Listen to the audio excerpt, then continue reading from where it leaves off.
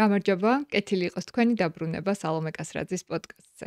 ჩვენი წარმდგენია თბილისის აკრები. ახალი თვითმყოფადი უბანი ქალაქში, ვაკე-საბურთალოს შორის, უნივერსიტეტის ქუჩიდან 5 წუთის სავალ მანძილზე.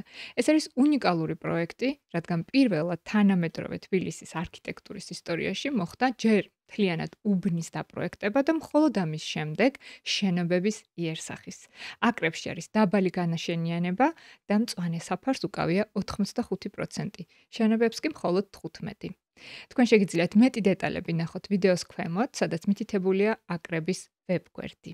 ახლა კი უნდა წარმოგიდგინოთ ჩემი დღევანდელი სტუმარი, ანი ჩაჩანიძე. შეიძლება ეს სახელი ბევრს არაფერს გეუბნებათ, ბევრი არ იცნობთ ანის, მაგრამ ეს არის გოგო, მარტოხელა დედა, რომელმაც ნოლიდან მარტომ დაიწყო ბიზნესი და დღეს ის თვეში გამოიმუშავებს 30-დან 50,000 ლარს.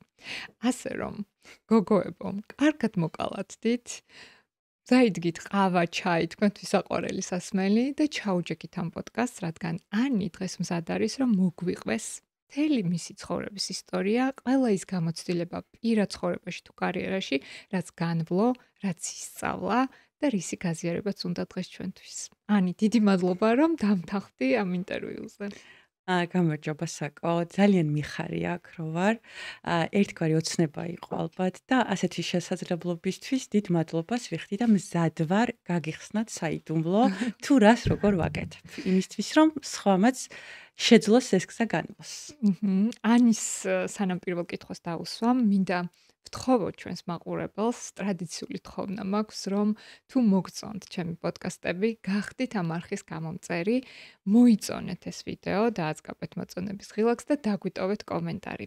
ასე თქვენ დაეხმარებით არხს განვითარებაში, გაზრდაში, რომ აი ეს საინტერესო და სასარგებლო ინფორმაცია უფრო მეტ აუდიტორიამდე მივიდეს. მე ჩემის მხრიდან გვპირდებით, რომ ყოველი მომდევნო ეპიზოდი იქნება უფრო საინტერესო, უფრო ინფორმაციული, რაც რაღაცაში მაინც დაგეხმარებათ, რომ აი ეს 1 საათი, რასაც თქვენ დაუთმობთ ჩემ პოდკასტის ყურებას, იყოს ნაყოფიერი თქვენთვის. ასევე უნდა ვთქვა, რომ დღევანდელი ეპიზოდის წარმდგენი გახლავთ ბაბე, ესპანური დერმატოლოგიური ბრენდი, რომლის შესახებაც უფრო მეც მოისმენთ ტრადიციულად ჩემს ინსტაგრამზე, რომელსაც დავურთავ ვიდეოს ქვემოთ აღწერილობაში, შეგიძლიათ იქაც გამომყვეთ, სადაც უფრო მეც გიზიარებთ ჩემი ცხოვრების სტილზე. რა თქმა უნდა, ჩაწერები მიმდინარეობს პოდკასტ არეაში და დავიწყოთ ანი. მოდი დავიწყოთ სულ თავიდან. გვითხრი, რამდენი წლის ხარ? სად დაიბადე? სად იზრდებოდი და როგორი იყო შენი ბავშვობა? მე ვარ 37 წლის. დავიბადე რუსთავში. და ვცხოვრობდი ძირითადად დედასთან და ბებიასთან ერთად, მაგრამ საერთო ჯამში ვარ ბების აღზრდილი. 21 წლის ჩათვლით ვცხოვრობდი მასთან ერთად. 21 წლის ვიყავი, რომ გარდაიცვალა უკვე ამ დროს ბავშვი მყავდა მე. ოჯახი მქონდა ჩემი. ვარ ოჯახიდან, სადაც არ მახსოვს მამაკაცი. ანუ არ მინახავს მე ჩემს ბავშვობაში მამაკაცი და შესაბამისად ზრდასრულ ასაკში, როცა გადავწყვიტე რომ მე ოჯახი უნდა შევქმნა, არ ვიცოდი ქცევის ფორმატი მათთან.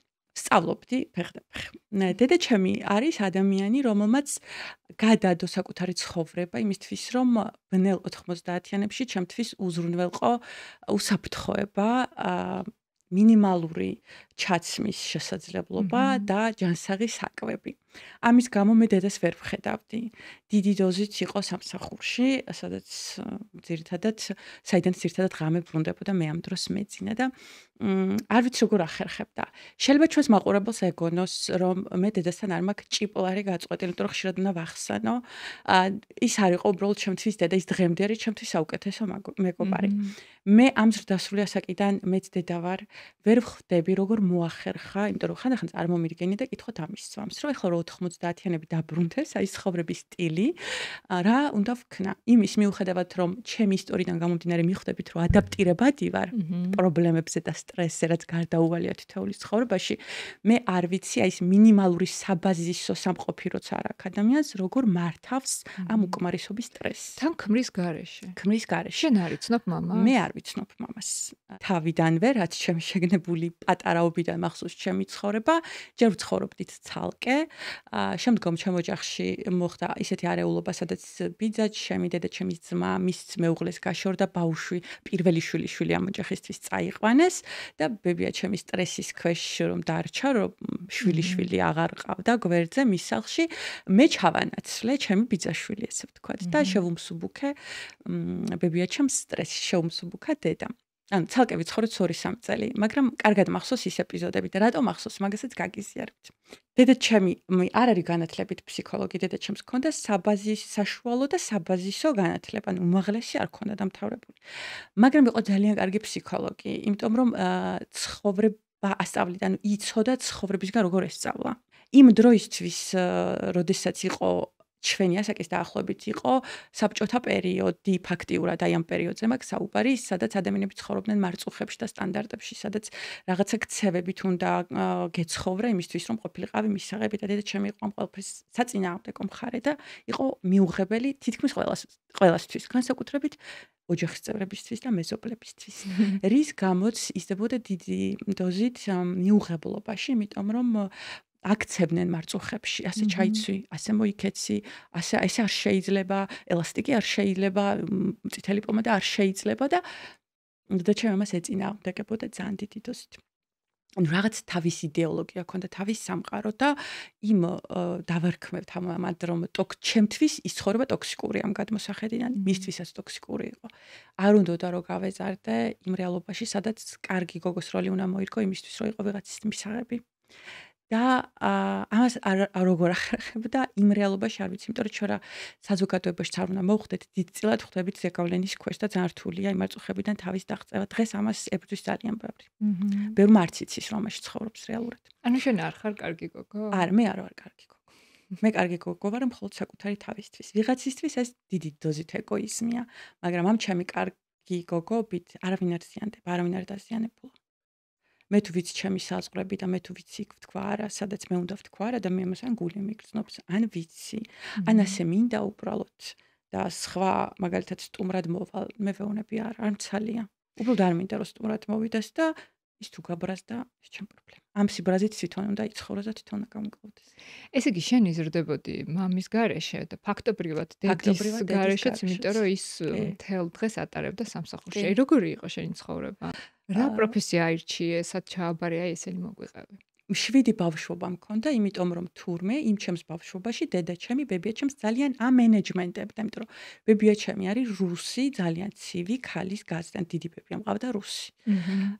და იმ დროს მით უმეტეს სკოლაშიც ვიყავი დევნიდნენ, იმიტომ რომ რუსული ტიპაჟი ვიყავი, რუსულად ვსაუბრობდი და დიდი წინააღმდეგობა გადალახა დედა ჩემი სკოლაში მიყვანით, იმიტომ რომ ყველამ რუსული სკოლა დაამთავრა, ჩემმა ბიძაშვილმა, ანუ პირველმა შვილიშვილმა რუსულ სკოლაში შევიდნენ და დედაჩემმა გადაწყვიტა, რომ მე ვხედავ, რომ ეს ცხოვრება ოდესღაც დასრულდება და რუსული აღარ იქნება საჭირო. თუმცა რუსული თავისუფლად ვიცი ჩემ ოჯახში, რუსულად საუბრობდით, ხო, მაგრამ ქართულ საზოგადოებაში შევედი, სადაც დამბლოკეს. გადამიყვანეს სხვა სკოლაში, კაც დამბლოკეს. დედაჩემმა იქაც დაალაგა. ან თავის დედის წინააღმდეგობებს ხვალაგებდა, ამ ცხოვრებას ხვალაგებდა. მე არ მახსოვს, მოკლედ, არც ეს ბლოკები, მე არ მახსოვს 90-იანი ძამფუნდოვნად. მახსოვს შეშის ღუმელი სახლში, აი ეს მახსოვს. ის რომ რაღაც არ იყო, ფეხსაცმელი ყოველთვის ჰქონდა და ჩასაცმელი, ან საბაზისო მინიმალური ყოველთვის იყო. და ის შეიძლება რაღაცა სნიკერსი რომ აკლდა, ეგ არ მახსოვს, იმიტომ რომ არ ვიცოდი სნიკერსს. ბუნებრივია. რის თქმა მინდოდა, იცით, ამას როგორ ახერხებდა ეს ქალი, ოღონდ იქ სამსახური და თან ბებია ჩემის დამენეჯმენტებას, რომ რუსული ზეგავლენის ქვეშ, იმიტომ რომ სტუმრები არ შეიძლება სახში ესმესმოდა, მე ბებია ჩემს სტუმარი არ მოიყვანო, იმიტომ რომ რაღაცა მე მგონი რუსებში დღეს ხო, არ ვიცი რატო იყო სტუმარი არ მოიყვანო სახში და მოკლედ დროსთან ერთად, ანუ მე გავიზარდე სიმშვიდეში, მოკლედ ამის თქმა მინდა, ბევრი რო აღარ გავაგზავნე, იმიტომ რომ ბევრი მაგალითი გამახსენდება და ამას ყველაფერი დედა ჩემი დისტანციურად თუ ღამე ამენეჯმენტები და ისე რომ მე ამას ვერ ვიგებდი, მე მქონდა ძილის რეჟიმი, მე მქონდა კარგი კვება, ანუ რაციონი, საათობრივად დღემდე დედა ჩემს აი დღემდე 37 წლის ვარ და მირეკავს 2-ზე ჭამე თუ 3-ზე მიკითხება. ხო, იმიტომ რომ რაღაცა დიდ მნიშვნელობას ანიჭებდა სხეულში ჯანსაღის სულია, სული ძახდა. და მოვედით იქამდე რომ ამ მენეჯმენტის გავდა მთელი ჩემი ცხოვრება და უნდა გავთხოვდე. მოიცა რამდენი წლის ხარ ახლა? 20-ის ვიყავი რომ გადავწყვიტე. მანამდე მოდი მოგვიყავი ძალიან მოკლედ თუ გინდა შენი პროფესიის არჩევის ამბავი საბჭო. რომ გადავწყვიტე რომ უნდა ჩამეპარებინა და რომ გადავხედე რა პროფესიები არსებობს, ბოლომდეც არ ჩავეძიე რო გითხრათ რომ რაღაც ან ხელოვნებას გავყოლე, არა, მოკლედ საბაზისო, პედაგოგი, პოლიტოლოგი, რაღაცა ეს საბაზისო და სად უნდა ჩავაბარო, ვიცი ჯავახიშვილი, ვიცი ილიაუნი, ფასიან და ძვირიან სკოლაში უნივერსიტეტში ვერ წავიდოდი, სახელმწიფო უნივერსიტეტში უნდა ჩამეპარებინა, შესაძლებლობებიდან გამომდინარე და იქიდან არაფერი არ მომწონდა.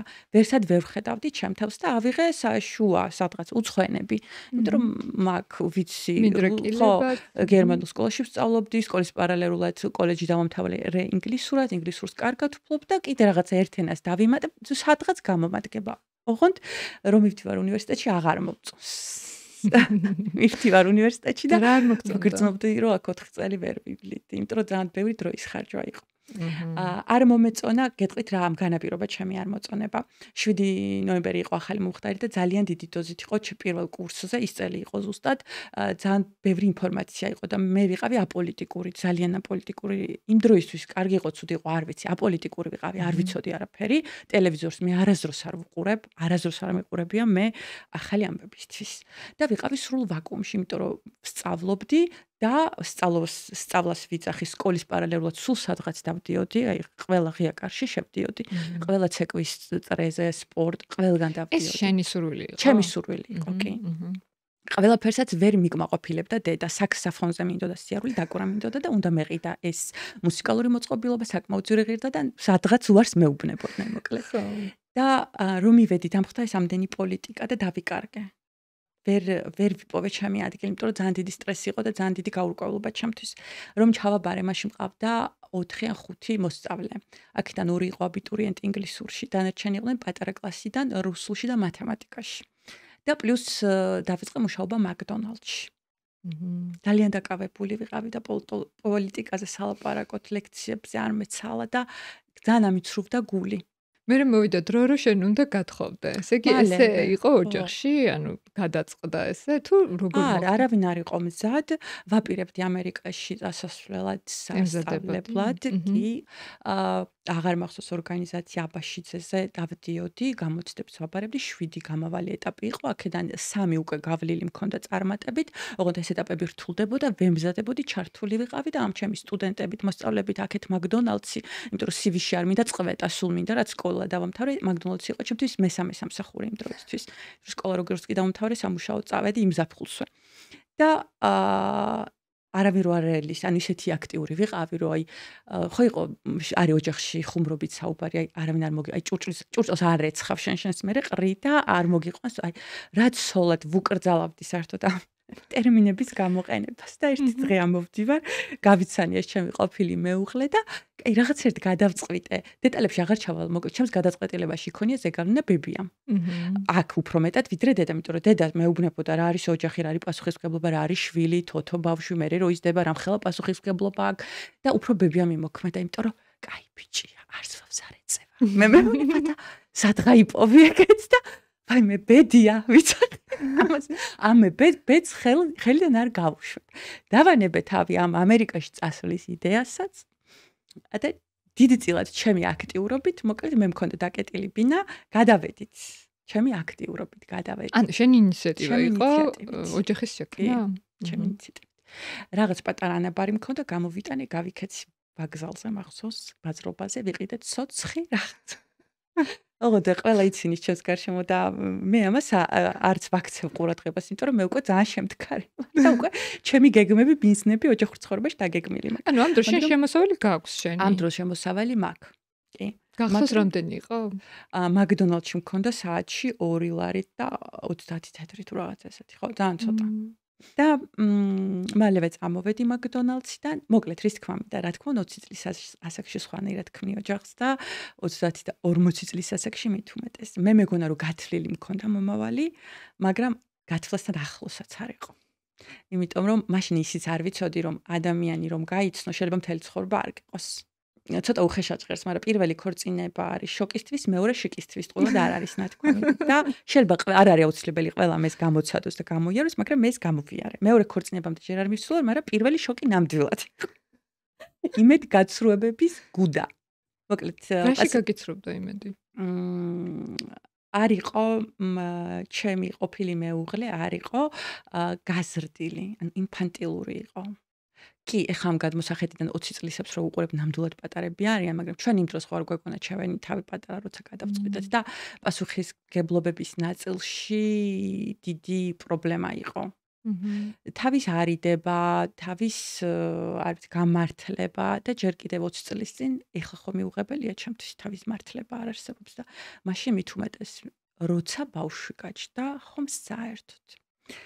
მე ბავშვის გაჩენა ძალიან მეშინოდა, იმიტომ რომ დედაჩემისგან ვიცოდი რამ ხელ პასუხისმგებლობა უნდა ავიღო. მაგრამ ერთადერთი რაც იმ ქორწინებაში გავთვალე, იყო ის რომ მე რომ 40 წლის იქნები, ჩემი შვილი იქნება 20 წლის. ძალიან შემდგარი. პიროვნება, რომელთან ერთად ვიმოგზაურებ, არ განიხილებოდა სხვა არაფერი.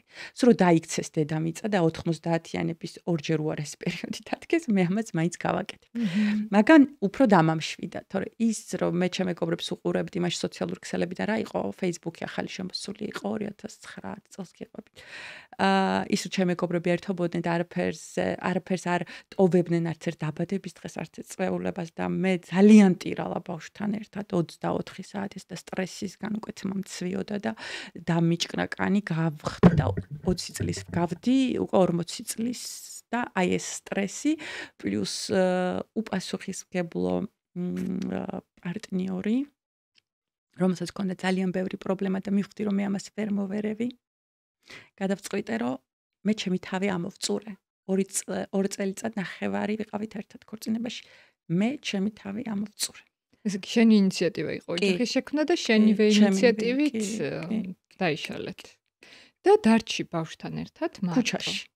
დედაჩემი უკვე წასულია ემიგრაციაში, ბინა გაყიდული გვაქვს. მეორე ბინა მე სადაც გავიზარდა, დედაჩემის ძმამ წაგვართვა და ვარ ქუჩაში ბავშვთან ერთად. და თან იცი რა არის, სასოწარკვეთილებაში არ ვარდები არასდროს. აი ამაზე უარესი რაღა უნდა მოხდეს 2 წლის ბავშვთან, რომელსაც აი არაკლია მოკლედ. კარგად არის ბავშვი, რომელსაც სტრესი არ იცის რა არის, ისე ავაშენე და ისე დავანგრიე ჩემი ცხოვრება, რომ ბავშვს არის გაუგია არაფერი, არანაირი ის არ ყოფილა ჩხუბი ან ხმამაღალი, არაფერი. მეტნაკლებად ცივილურად მოვახერხე ეს. მაგრამ ნუ იქიდან ხდებოდა პრობლემები, იმიტომ რომ ჩემს ყოფილ მეუღლეს ყავდა 2 ძმა, დედა, მამა. მე აქეთ მარტო ვარ და ყველაფერს უმალავ დედაჩემს, რომ არ გაგიჟდეს და იქიდან არ ჩამოვიდეს. იმიტომ რომ იქ დედაჩემი ჩემი თხოვნით იწყობს ცხოვრებას, რომელიც არასდროს არ ქონია. გაიცნო მამაკაცი, რომელმაც შექმნა მისი ცხოვრებისგან ზღაპარი. ანუ ის მიიღო 40 პლუს ასაკში, რაც უნდა ქონოდა მანამდე. და მე ხელს ამაში არ შეუშლიდი. ამიტომ მე ვაწლოვებდი. 48 წლის იყო, როდესაც შეუღლდა იტალიელ ჩემს მამობილთან და ზღაპარი ცხოვრება აქვს. მაგრამ შენ აქ ხარ მარტო, არც დედა ყავს, არც მეუღლე ყავს, ბავშვით ხელში ქუჩაში, როგორ ჩენება. მე რაკენი, როგორ გააგრძელა ცხოვრება? მე მყავს ნათესავები, დედაჩემის დეიდაშვილები, მაგრამ არავის არაფერს არ ვეუბნებოდი. კარგია, ცუდია, მინდა ხოლმე ვურჩიო ადამიანს, მაგრამ ვერ გეტყვით, კარგია თუ ცუდია, მე რაც გავაკეთე. ანუ ყველაფერი შენით ატარო. მე ვთვლიდი, რომ ეს ჩემი ცხოვრება და მე უნდა ვატარო, მე უნდა მოვაგვარო. ვის ვურეკო და ვის ვეხვეწო. რამოდენიმეს მივწერე ახლო წრიდან, რომ ესეთი სიტუაცია მაქვს და არა, რომ არ მოგატყოთ, თავიდან ერთ ადამიანს მივწერე და ეს იყო ის ჩემი მეგობარი, რომელსაც აქვს სკოლა ახალი დამთავრებული, ახალი ჩაბარებული, თამარა ცერცვაძეა საუბარი, რომელიც არის PSP-ს თმის ექსპერტი დღეს, რომელიც იყო ახალი გათხოვილი ჩემ ასაკში. და მისი იმდროინდელი ერთად აღარ არიან, მისი იმდროინდელი მეუღლე მშობლებს შეატყობინეს, რომ აი გოგო ბავშვით ჩემი მეგობარი და მოკლედ იქ ვიცხოვრე რამოდენიმე თვე, სანამ გამოვიდოდი აი ამ მდგომარეობიდან, რასაც ქვია სტრესი. ანუ შეგიფარა შენმა მეგობარმა. კი, 4-5 თვე იქ ვიცხოვრეთ, რომ დავალაგე ჩემი ემოციები, დავალაგე ჩემი გეგმები, ჩემი შვილის მამის მხარესთანაც დავალაგე, იმიტომ რომ დიდი წინააღმდეგობა ჰქონდათ. ქართულად როგორ გითხრათ, ცუდად რო არ გამოვიდეს, ქართული საშუალო სტატისტიკური ოჯახია, რომ შენ თუ მიდიხარ, ესე იგი ვიღაც გყავს. თუ რატან რო ვეუბნები, რომ კაც პრობლემა აქვს და უმკურნალეთ, მიხედეთ, მე არ ვარ ვალდებული ავღზარდო შენი გაჩენილი შვილი. რო ვეუბნები, მე ვერაფერს ვეღარ ვიზავ იმაზე, მეც რაც ვქენი, მე უნდა წავიდე. იმიტომ რომ მეც ვიღუპები ჩემი შვილიც და არ მინდა. ჩემი ნება არ მინდა უბრალოდ. და მოკლედ სანამ ეს ურთიერთობები დავალაგე, გავიდა ეს რაღაც დრო და შემდგომ მიიღეს მონაწილეობა ბინის ქირაში და გადავედი ქირით. აჰა. ესე იგი ამაში მაინც დაგეხმარე. კი. და გადახვედი, მარტო ცხოვრობთ და მუშაობა უნდა დაიწყო, ხო? ჯერ არ მუშაობ. მაგ დროს ჩემმა მეგობარმა წამიყვანა, მალევე მოხდა, როგორ არის, იცი? როგორც კი არც ვიცი სწორად როგორ გითხრათ, რაც მე გამოვცადე რამდენჯერმე ცხოვრებაში, როგორც კი სამყაროს მიმართ გახსნილი ხარ. კი არ იკეტები შენ სტრესში. დახმარებასაც ითხოვ, სადაც საჭიროა, მადლიერებასაც გამოხატავ, აი გახსნილი ხარ, შესაძლებლობები მაშინვე მოდის. ჩემი ბავშვობის აბიტურიენტობის მეგობარი მწერს, მეგობარი, იმიტომ რომ ჩემი გეოგრაფიის პედაგოგი შვილი იყო. და გეოგრაფიაში რომ ვებსადებოდი. იქ დავდიოდი და მაშინ უკვე ვიწერდი რაღაცებს ჩინეთიდან და ძალიან უცხო იყო ეს ყველაფერი მაშინ და ეს გოგო ჩემი მეგობარი სოფო მეუნება რომ 2006 წელს მე რო აბიტურიენტი ვიყავი მეუნება რომ ჩვენ ჩინეთში ერთხელ აუცილებლად წავალთ და 2014 ანუ რამდენი წელია გასული 8 წელი რომ ირეკავს რომ ჩვენ ჩინეთში მივდივართ და დავიწყებთ ბიზნესი. რა ბიზნესი? ჩინეთიდან ტანსაცმელი. მაღაზია პეკინზე ლილოში და ვეხმარებოდი. მოკლედ ჩინეთში ბევრჯერ ვიყავი მისი დახმარებით და მაშინ შეიცვალა ჩემი წარმოდგენა შრომის მიმართ. რას გულისხმობ? იქ რაც ვნახე, ჩინელები არიან ძალიან კარგი ხალხია მოტივაციისთვის, მოკლედ. თუ გძინავს ცხოვრებაში და გქონია რომ ენერგია არ გაქვს, იმიტომ რომ ჩიყვი გაქვს, იმიტომ რომ კარგ იმას ნორვეგიულ ორაგულს არ აჭამა, იმათ ორაგული ნაჭამობის რო ენერგია გქონდეს, მოკლედ იქ დაგავიწყდება ყველაფერი, იმიტომ რომ ხალხი საშინელ უგემურს საჭმელს ჭამს ბრინძზე 24 საათი და პატარა მოტორჩიკები არიან. იქ დავიტენე მაგრად მე ყოლბათ 1-4-5 წელი იქაური ენერგეტიკა. და რო ვიყავი ამ გზაზე გამოკიდებული ჰაერში ამდენი ხანი ვიღლებოდი ფრენით ძალიან, იმიტომ რომ თვეში ერთხელ სულ მცირე მაინც ვიწევდა.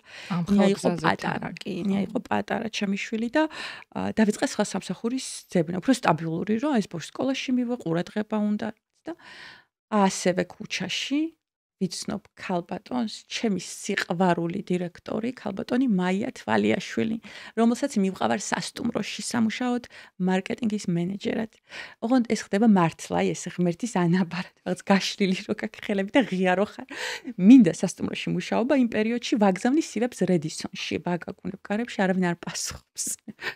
ოღონდ რეცეპშენში აი ადმინისტრატორი და ის არ მინდოდა რაღაც უფრო ეს დრაივი გაყიდვები ძალიან მიყვარს აი ჩინეთშიც ვისწავლე ძალიან ბევრი რამე იმიტომ რომ გაყიდვების გურუები ეგენი არიან ჯერ კიდევ 10 წლის წინ იყვნენ და ახლა მით უმეტეს და ქალბატონ მაიას ვიცნობ მოსაუბრე სასიამოვნო მოსაუბრე ყოფილი დიპლომატის მეუღლე და კარგად გავშიფრა და მეც კარგად გავშიფრე და ალბათ სულ 15 წუთი დავხარჯეთ ქუჩაში კომუნიკაციაში. ქუჩაში როგორ შევხვდით? ქუჩაში გავიცანით, ასე გავჩერდით. ესე როგორ? ანუ მაღაზიასთან ვიდექით, მაღაზიაში იყო აღარ მახსოვს და აი მე როგორ დავიღალე დაჯდა და ანუ რატო დაიღალეთ ვეკითხები და აი ესე შევედით კომუნიკაციაში. და ვიგებ რომ სასტუმრო მთაწმინდაზე მშენებლობის ბოლოში უკვე და ჭირდებათ მარკეტინგის მენეჯერი, იყო ეს არის ქსელური სასტუმრო. და ჯერ იქ უნდათ და მე მთელი ქსელისთვის ჭირდებათ კარგი კადრი. გასაუბრებაზე იქვე მეც ცოტა აქტიური რო ვარ, მე შევთავაზე, როგორ გითხრათ, ძალიან საინტერესოა ეს პროცესი. ის კი არა რომ დაველოდე რომ აი რაღაცა. ოღონდ იმ დროს ჩემთვის უცხო ადამიანი არ ვიცნობ.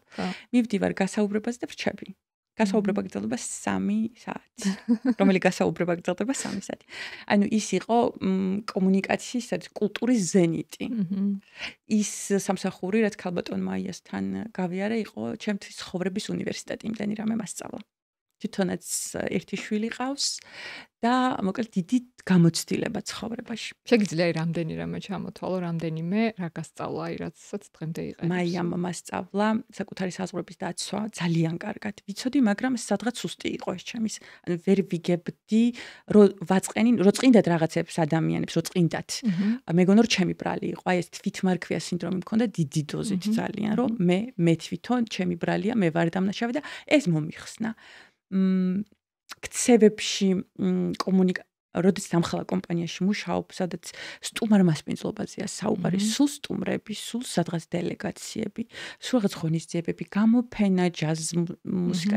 ქალბატონი ყველა სასტუმროში არ ხდება ეგეთი ამბავი. ქალბატონი მაია ესეთი ტიპი და ისეთ ღონისძიებებზე დავყავდი, დავმონაწილეობდი, იმდენად ახლოს შემიყანა თავის წრეში, რომ არის და პედაგოგივით რო ესე არ, ან მასწავლი და დავდიოდი. ურთიერთობები გასწავლა ადამიანებთან ურთიერთობები. პლუს ბიზნესში მქონდა ალღო, იმიტომ რომ ისედაც სულ კურსებს გავდიოდი. თუ კი სადმე რამე უფასო იყო, არაფერი არ რჩებოდა ჩემი ყურადღების მიღმა, თუ ქართულად და თუ ცხურად. და აქაც სულ მხარს მიჭერდა. ფასიანი იყო თუ უფასო, ჯიპაში ვისწავლე ზუსტად ქალბატონი მაიას დაფინანსებით, ან კომპანიის დაფინანსებით, ოღონდ ეს მარტო მე არა, რამოდენიმე თანამშრომელმა და არ ვიცი, ჩემი მადლიერება ამ ხალხს ეყოფა მთელი ცხოვრება, მათაც და მათ შვილებსაც და უკვე შვილიშვილი წავდა რა. მასწავლა მოლაპარაკებების წარმოება. დიდი დოზით ხომ იშვებდა დავდიოდი როგორც მარკეტინგის მენეჯერი იმისთვის რომ შემეთავაზებინან გამეყიდა მე ჩემი სერვისი და ჩემი სერვისი იყო უზარმაზარი სასტუმრო 300-400 ნომერი პლუს საკონფერენციო სივრცეები და მოლაპარაკებების ხელოვნება მასწავლა როგორ უნდა გაშიფრო ადამიანი ამოიცნო რა ენაზე უნდა ესაუბრო იმისთვის რომ შეიძლება შენ რაღაც წინადადებაზე ვერ დაითანხმო, მაგრამ იმდენად კარგი შთაბეჭდილება დატოვო, ვირუსი ჩააგდო, აუცილებლად სადღაც გაახსენდები და დაგირეკავს. და მქონია ძალიან წარმატებული კონტრაქტები, მილიონიანი კონტრაქტები და მიხურავს მილიონიანი ინვესტიცია შემომიტანია იმ სასტუმროში შესაბამისად საქართველოს ეკონომიკაში. ესე იგი ეს როგორ გამოიღო ამ ყველაფერმა ნაყოფი შენს პირად ბიზნესში? ანუ ამ სასტუმროში რამდენი წელი მუშაობდი და მე როგორ 5 წელი? ანუ რომელ წლამდე? 2019-მდე. შენ რამდენი წლის ხარ ამ დროს? 2019-ში ვარ, ახლა რომელი წელი? 6 წლის წინ ვარ, 30-21. ანუ ჯერ ეპოქსიდის იდეაც კი არ არსებობს. არა, პანდემიამდე. ეს იყო ბოლო სამქმე და სამსახური ეპოქსიდამდე თუ კიდე რაღაც იყო? ეს რადგან სტუმარ მასპინძლობაზეა საუბარი, დაიწყო პანდემია, დაიხურა ყველაფერი. თუმცა აქვე აღნიშნავ, რომ ეს სამსახური 6 თვის განმავლობაში მიხდი და სრულყოფილ ხელფასს და იმ დროისთვის 6 წლის წინ ეს იყო ძალიან კარგი ხელფასი. მაგრამ ხო გაიწელა ეს გახსნის სასტუმრო სანამ მოიქოქებოდა ეს ტურისტული ბიზნესი. დისკომფორტს განიცდიდი ამდენი ხანი რომ ხელფასს გვიხდიდნენ. და მე არ ვიცოდი როდის დასტაბილურდებოდა იმ დონეზე რომ გადასებული იყო სასტუმროები და ვამჯობინე რომ გამოვსულიყავი დროებით ამ სფერო და სხვა სამსახური მომეძებნა და ზუსტად მან ხდება ჩემი ტრანსფორმაცია. აი მაგ ნაწილში 2020 წელს. ხოდა მოგვიყევი ახლა ეს ყველაფერი. დარწმუნებული. ამბა მიდი. ეს მაინტერესებს ყველაზე. ხო, ძალიან დიდი გარდატეხა იყო. ესე იგი, ვაგზავნი ქალბატონ მაიასთან ვარ კომუნიკაციაზე, იმიტომ რომ იმის მიუხედავად, რომ ეს სასტუმროები თითქმის ყველა სასტუმრო იყო გადაქცეული კარანტინის ზონად, მაინც ხანდახან მივდივარ და რაღაცებში ვეხმარები. და ვეუბნები, რომ მე მივდივარ ოფიციალურად, განცხადება უნდა დავწერო და ვეძებ სამსახურს. დავჯექი რაღაც საიტზე აღარ მახსოვს და ვეძებ ხედავ კომპანიას რომელსაც აი სალომე კასრაძეს რო უყურებდი 2016-17 წელს იმ კომპანიასაც ვუყურებდი იმ დროს და მეთქი არ მჯერა ეხლა მე თუ აქ სამსახურს დავიწყებ ბევრი არაფერი ვიცი მაგრამ არის მიზანი და იმდენად ანთებული ვარ რომ რაცა უნდა იყოს მეთქი ვიმუშავებ რა ცოტა ხანი სასტუმრო გაიხსნება დაუბრუნდები ამ პირობით დავწერე მე წასვლის განცხადება სასტუმროდან მოკლედ რა მიყვანეს რაღაც პატარა გამოცდები უნდა ჩამბარებინა სამედიცინო სფეროა ცოტა ქიმია ცოტა რაღაცა ვიმეცადნია ყველაფერი ამიყვანეს 11 თვე გავდა იმ კომპანიაში 11 წელს ცხოვრებაში არავის არც პირად ცხოვრებაში მით უმეტეს კარიერულ და კორპორატიულ ცხოვრებაში ჩემთვის ამდენი სტრესი არავის მოუყენებია მე ველოდებოდი რომ დადებით თიკუთხით მოყვებოდი მე მოვდივარ მთელი ცხოვრება ძალიან დიდი რაოდენობით უცხოელებთან ურთიერთობით მაგდონალდში არის კორპორატიული იმ დროს ეტიკეტი მე რო სწავლდი უმაღლეს დონეზე პატივისცემა საუბრის ტონი ამ ყველაფერს გასწავლიან გიკონტროლებენ მაგდონალდში მაგიტო წავედი სამუშაოდ ან იმის თქმა მინდა მანამდე იყო უძრავი ქონებები ეს სასტუმრო ანუ სულ ვარ კულტურული საზოგადოების წრეში ურთიერთპატივისცემა გათვალისწინება და აქ რა ხდებოდა აქ ხდება კულტურა, სადაც დამფუძნებელი, მფლობელი, რომლის სახეს წლები ვხედავ მე თბილისის ქუჩებში, ბანერებში და მგონია რომ ძალიან კარგ წრეში ვარ მოხვედრილი, იკვებება თანამშრომლების შეურაცხყოფით და დაკნინებით. სამწუხაროდ არ არის ეგ იშვიათი. არ არის ქართულ იშვიათი, არ არის კომპანიებში. იშვიათი. ბევრჯერ იყო ჩემი რეაქციიდან თავი კარგად მეკავა, იმიტომ რომ ვარ ემოციური და მსგავს რაღაცებს მე არც მანამდე, არც ახლა არ მოვითმედი. მე მგონი პანდემია რო იყო და ჭირდა სამსახურები, მაგიტომ მოვითმინე ალბათ უფრო. მოკლედ 11 თვეძლის გავწელი იმისთვის რომ მეპოვა კიდევ ერთი ახალი სამსახური, იმიტომ რომ სასტუმროში კიდევ ის სიტუაცია არ არის რაც მე მინდა 2020 წლის ბოლო 21-ის დასაწყისია და ყველგან ბუნდოვანება. კი, ძალიან დიდი ბურუსია ბურუსია მართლა და არ ჩანს სამბურუში სადღაც ნათელი წერტილი. ჯერ ერთი რეგრესი განვიცადა იმ კომპანიაში, იმიტომ რომ გაყიდვების მენეჯერი სადღაც არის მართლა გვაღმერთებენ, იმიტომ რომ გაყიდვები უნდა მოიტანოს და გააკეთოს გაყიდვებმა, რაც ზრდის კომპანიას, ბუნებრივია და მის ბიუჯეტსაც, სახელფასოსაც და ყველაფერსაც და აქ გაყიდვების მენეჯერი არის ხო, შენი სახარ რაღაცა, ანუ შენ ხარ აი ეს მე მეუბნება და მე ვარ ბოინგი, ეს მე დაახლოებით აი ესეთი ტექსტებით და რაც არ უნდა ძლიერი პიროვნება იყოს, როცა პიროვნულად გეხებიან, ან ვისთვის რამე მტკიცა, მე საერთოდ მოვდივარ და რას წარმოუდგენ და რა განათლება მაქვს. იმის გათვალისწინებით, რომ განათლების ნატამალი არ არის და ის ისეთი სფეროა, იქ არაფრის ყიდვა და არაფერი პრობლემას არ წარმოადგენს. მე არავის არაფერს არ ვადანაშაულებ, მაგრამ განათლებული ადამიანები ეგრე არ ცხოვრობენ და არ საუბრობენ, მოკლედ. მივდივარ ამ კომპანიიდან, ოღონდ სასამართლოთი მივდივარ, იმიტომ რომ ბოლო თვის ხელფას არ მაძლევენ და სანამ ახალ სამსახურში უკვე გადავედი, ანუ აქ დავწერე განცხადება და იქ დავიწყე. და ეს ერთი თვე მაქვს სარიელი, ანუ ხელფასი არ ჩამირიცხეს და ისე დავრჩი. და უჩივლე. ხო, ვუჩივლე. მოიგე. იმდენად მიზერულ ხელფასია საუბარი, რომ არ იყო დიდი ხელფასი, რა ეს არ არის 20,000 და 30,000, რომ იქვე შეთანხმდა ძალიან კარგი ადვოკატი მქონდა, აქვე მადლობას გადავუხდი, რომელიც ჩემი და ჩემი სამეგობროს ადვოკატად იქცა და მეგობრად და საყრდენად იქცა. შეთანხმებამდე მივედით და იქვე ჩამირიცხეს თანხა. იქვე ჯერ ხდომა არ იყო დასრულებული. თვითონ იყვნენ მოსული 4 საკმაოდ ცნობილი იურისტი კომპანიის და ჩვენ ვიყავით მე და ჩემი ადვოკატი. და ჩემი ადვოკატის დამსახურებით, მოკლედ, ხო, დავმტკიცეთ მოსამართლეს სიმართლე და შეთანხმებამდე მიგვიყვანა ეს, თქვა, აზრი აღარ ქონდა მე გაგრძელებას მორალურ კომპენსაციაზე და ასე შემდეგ, რადგან არა მარტო ხელფასის გამო ვუჩივლე, უფრო ეს იყო რაღაცა სხვა, რომელიც კორპორატიულ ცხოვრებას ხდება. როგორც ხდება ხოლმე ზოგადად, ამიტომ უჩივია ძირითადად. კი. მე რა ხდება? იმ სამსახურში გადავედი, რომელიც სამშენებლოს უკავშირდება.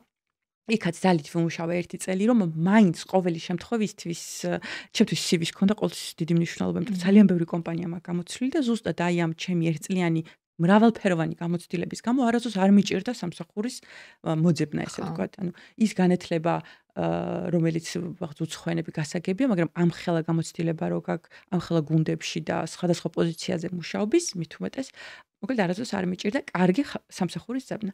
აგრეთვე რომ მივედი, იყო კარგი სამსახური, კარგი ხელფასი, ყველაფერი მაგმაყოფილებ და სიტუაცია არ მომწონდა.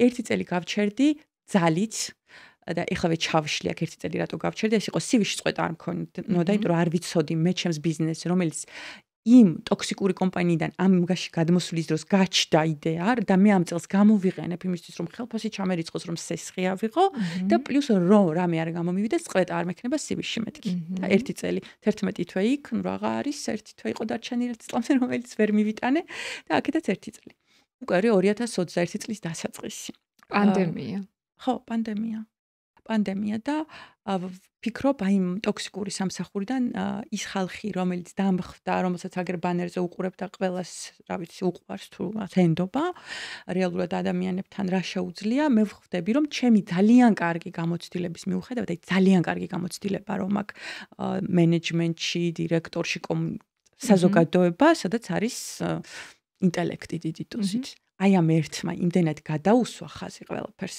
ჩემთვის გადავწყვიტე რომ მე სად მაქვს ახლა იმის დრო ვარჩიო რომ ივალ გასაუბრებაზე დირექტორი ასე ვათო მომიყვანეთ დირექტორი ხარ ვეთყო HR-ს გასაუბრებას ნუ მე რისკვის დრო ასაკიდან გამომდინარე გამოცდილებიდან გამომდინარე აღარ მაქვს. რამდენი წლის ხარ? მაგ დროს ვარ 21, არა, 6 წლის წინ. 30-31. 2021-ში. და ამიტომ ვიღებ უმკაცრეს გადაწყვეტილებას, რომ საკუთარი საქმე შენ უნდა გქონდეს. შენ აღარ ხარ 20 წლის, როდესაც ქონდა ონლაინ ძალიან კარგი მაღაზია და მარტო იმიტომ რომ მოგბეზრდა გააუქმე 10,000-იანი მაშინ 10,000 გამომწერი იყო ქვეყანა 2013 წელს მქონდა ეგ. ანუ აღარ გაქვს ის დრო, აღარ გაქვს შესაძლებლობა, ეს ბავშვიც იზრდება, ხო გინდა კარგი სწავლა. მოკლედ, გეგმებს, რატო არ ყავს კარგი მანქანა, რატო არ გაქვს კარგი სახლი და ასე შემდეგ. ეს ბიზნესების ქონა გამოცდილი მაქვს, იმიტომ რომ მქონდა ტანსაცმელი, სხვა მეგობართან ერთად, მეორე მეგობართან შინეთში აგერ წავედი. რაღაცა უამრავი ინფორმაცია მაქვს. ინფორმაციის დღეს ყველაზე ძვირფასი რაც გვაქვს, ეს არის ინფორმაცია და კონტაქტები. ან ორივეს მონეტიზირება შეიძლება და რატო არ აკეთებ? როდემდე უნდა უყურო, ახლა ამ ხალხს რა. მაგრამ ეს არის ძალიან დიდი რისკი. ანუ სტაბილურ ხელფასზე, რომელიც თვის ბოლოს გერიცხება, უარს ამბობ და იწყებ შენს ბიზნესს. ხო, დავიწყეთ, ხა მივადექეთ. მე რომ ამ ტოქსიკური კომპანიიდან წამოვედი და ამ კომპანიაში გადავედი სასამართლო როგორც კი დასრულდა, მაგ წუთიდან დავიწყე ფიქრი რა მინდა. და აი გიყვებით, პატარა საძინებელი მქონდა, აი ესე წევარ და ვფიქრობ, აი ტანსაცმელი იცი, რითეილი იცი, ეს იცი, აი რა შეიძლება ჩინეთიდან რომ უამრავი შესაძლებლობა, ყველას ჩამოაგრა, მოკლედ ვფიქრობ, რომ ხელოვნებაში მინდა. აი ესე ამომხდა, იმიტომ რომ მთელი ცხოვრება ვხატავდი ჩემთვის, რაღაცებს ვაკეთებდი და მიტაცებდა და არ მახსოვდა რუტინულ ცხოვრებაში ეს ჩემი სიყვარული ხელოვნებისადმი დავიწყებული მქონდა, რომ ხატვაზე არ მქონდა ამის დრო. და მეთქი ხელოვნებაში და უცებ წარმომიდგა თვალწინ სანთლები. ავიღე ინსტაგრამი უცებ და რაღაც Candle business ჩავწერე ინსტაგრამს და მიგდებს გერმანელ გოგოს, რომელმაც გადამარჩინა. გერმანელი გოგოს ჩემთვის უცნობი პირველად ვხედავ ინსტაგრამს, რომელსაც აქვს უესთეტიურესი, ძალიან უბრალო და სადასანთლები, რომელიც ლამაზად იღებს თავის ცხოვრებას. ჩვეულებრივი სახლი, ყველაფერი ჩვეულებრივი. ეს გოგო ჩვეულებრივი, სანთლები ჩვეულებრივი, უბრალოდ ძალიან მომწონს. ანუ წარმოვიდგინე ეს გოგო რომ მოდის ან სამსახურიდან, მე ჯერ სამსახურში ვარ და მგონია რომ სამსახურიდან მოდის ადამიანი და რომ კუკუნებს თავის სახლში და ამას რომ იღებს, მე ალბათ რამხელა სიამოვნებას იღებს და გაყიდვები და ჩემთვის ვარნები. გაყიდვები არ არის პრობლემა, თავარი აქამდე მივიდა მეთქი. ჩემი სამსახურის პარალელურად ვიწყებ მოძებნას, ზოგადად საბაჟო პროცედურებშიც გათვითცნობიერებული ვიყავ, იმიტომ რომ რამდენი რაღაცა ჩამომქონდა, ამდენი ონლაინ ბიზნესი მქონდა. მანამდე Facebook-ზე. მოკლედ პრობლემები მინიმუმი რო ჩამოვთვალოთ, ცვილის ჩამოდანა არ შეიძლება, საქართველოში ცვილი არ იყიდება, თუ ჩამოიტან რისკია რომ სახელმწიფომ ჩამოგართვას აალებადი პროდუქტია, ერთი 20 გადამზიდს დავურეკე, ყველა უარს მეუბნება, იმიტომ რომ შენი ცვილის გამო მე ვრისკავ ცეცხლი რო წაიკიდოს ამ ხელატვით კარგავ და მილიონებზე მიდის საუბარი და სადაზღვეო პროცესია და მოკლედ არ არსებობს, ამის პასუხისმგებლობას ფიზიკურად ვერ ავიღებ, აქ მივაწყდი სანთლის სახლს მივა, ის რაც მე მინდა ორგანული ნამდვილი ცვილი არსად არ არის. მაშინ განმივითარდა ამ ხელა პრობლემებს რო წავაწყდი, ანუ სხვა ადამიანი 10-დან 9 იტყოდა რომ არ გამოვა. მართლა არ გამოვიდოდა, იმიტომ რომ არავის კი არაფერზე არ უთქვამს. არც ერთ კითხვაზე კი არ მიმიღია. მეთქი არა, ან ეს და ან ცხოვრება ან მე, ან რომელიღაცა უნდა დამთავრდეს, ან ცხოვრება ან მე.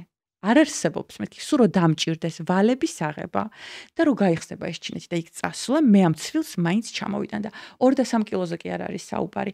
მე ჩემი თავი პასუხისმგებლობები რო ავკიდო ჩემ თავს, ან უნდა ვიგრძნო სიმძიმე, უნდა ჩამოვიტანო 50 ან 100 კილო. ხო, მაგიტომ აეუნებიან უარს თორე 1-2 კილო რომ დავმო და რა უნდა და იმის ჩამოდანას. იმიტომ რომ მე უკვე გრანდიოზული გეგმებით ვარ. ეტაპობრივად თან სამსახურში ხო დავდივარ, თან ხომ მოვდივარ 7-8-ზე უკვე სახლში ვარ.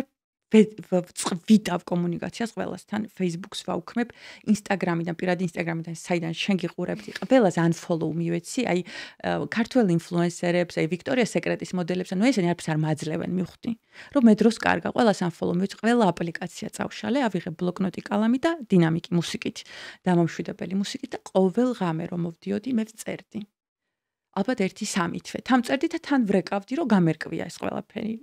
3 თვის განმავლობაში ვაკაკუნებდი და არსად არ იყო ხმა.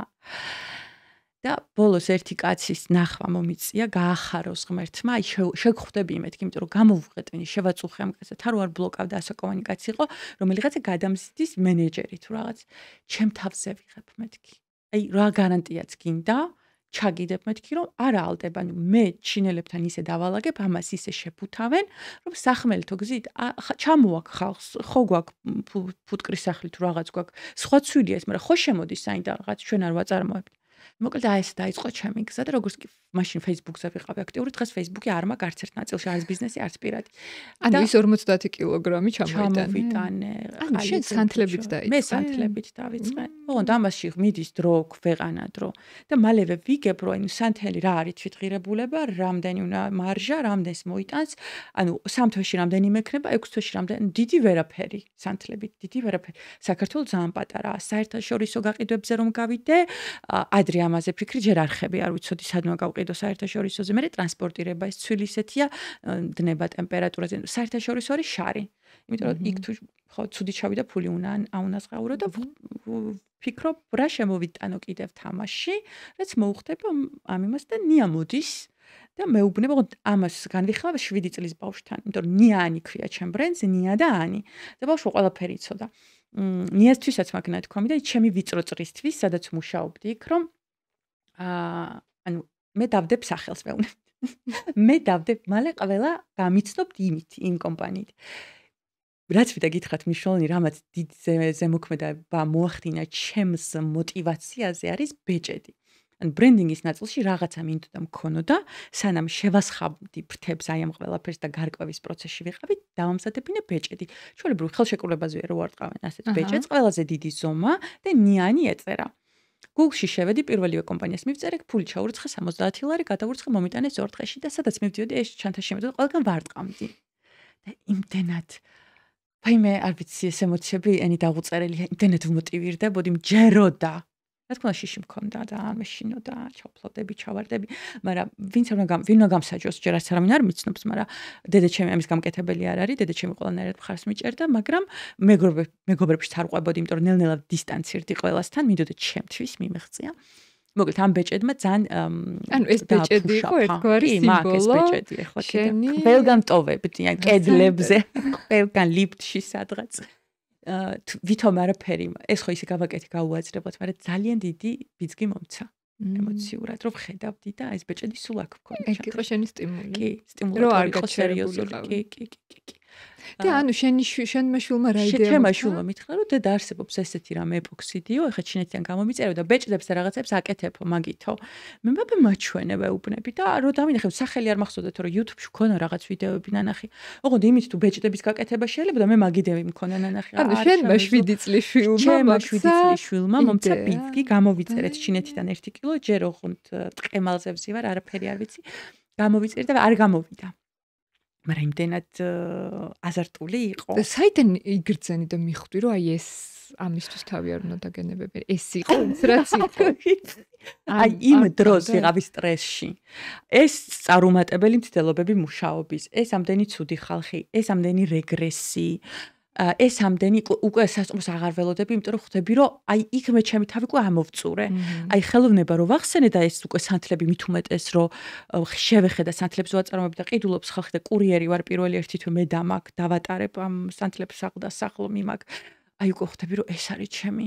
დედა ჩემიც მეუბნება, რომ აი მეუბნებოდა, რომ მიფრთხილდებოდა რა, აი ისე არ ქნა, რომ აი ძალიან ემოციებში არ გადავარდე, მე ისე რო არ გამოვიდეს, რომ ძალიან იმედ გაცრუებული არ დარჩე შენი თავით და ასე შემდეგ და ძალიან ემოცი ვარ, დედა ვეუბნებოდი, მე დავღეჭავ მის წანს, მაგრამ მე ამას მეც გავაკეთებ. მე მინდა ხელოვნებაში ხმა რა მოიღო ვეუბნები. ნეგატიური არაფერი არ თქო, იმიტომ რომ ესეც მოქმედებს ჩემზე. არაფერი არ გამომდის, მაგრამ მიჭირს კურიერი ვარ, არც კურიერი ვიცი, ანუ არაზუსტ არ მქონია ხელნაკეთებთან. ანუ არაფერი არ ვიცი, ვიღლები, მაგრამ ადამიანს აღარ ვქავარ, ხმა არ გავიგო. და მყავდა ადამიანი სამეგობრო წრიდან, რომელთანაც ერთადერთი იყო, ვისთანაც მქონდა კომუნიკაცია, ვისაც ვაძლევდი ჩემთან მოსვლის შესაძლებლობას და დარეკვის, არავის არ პასუხობდი. აბსოლუტურად. და იმას რატო?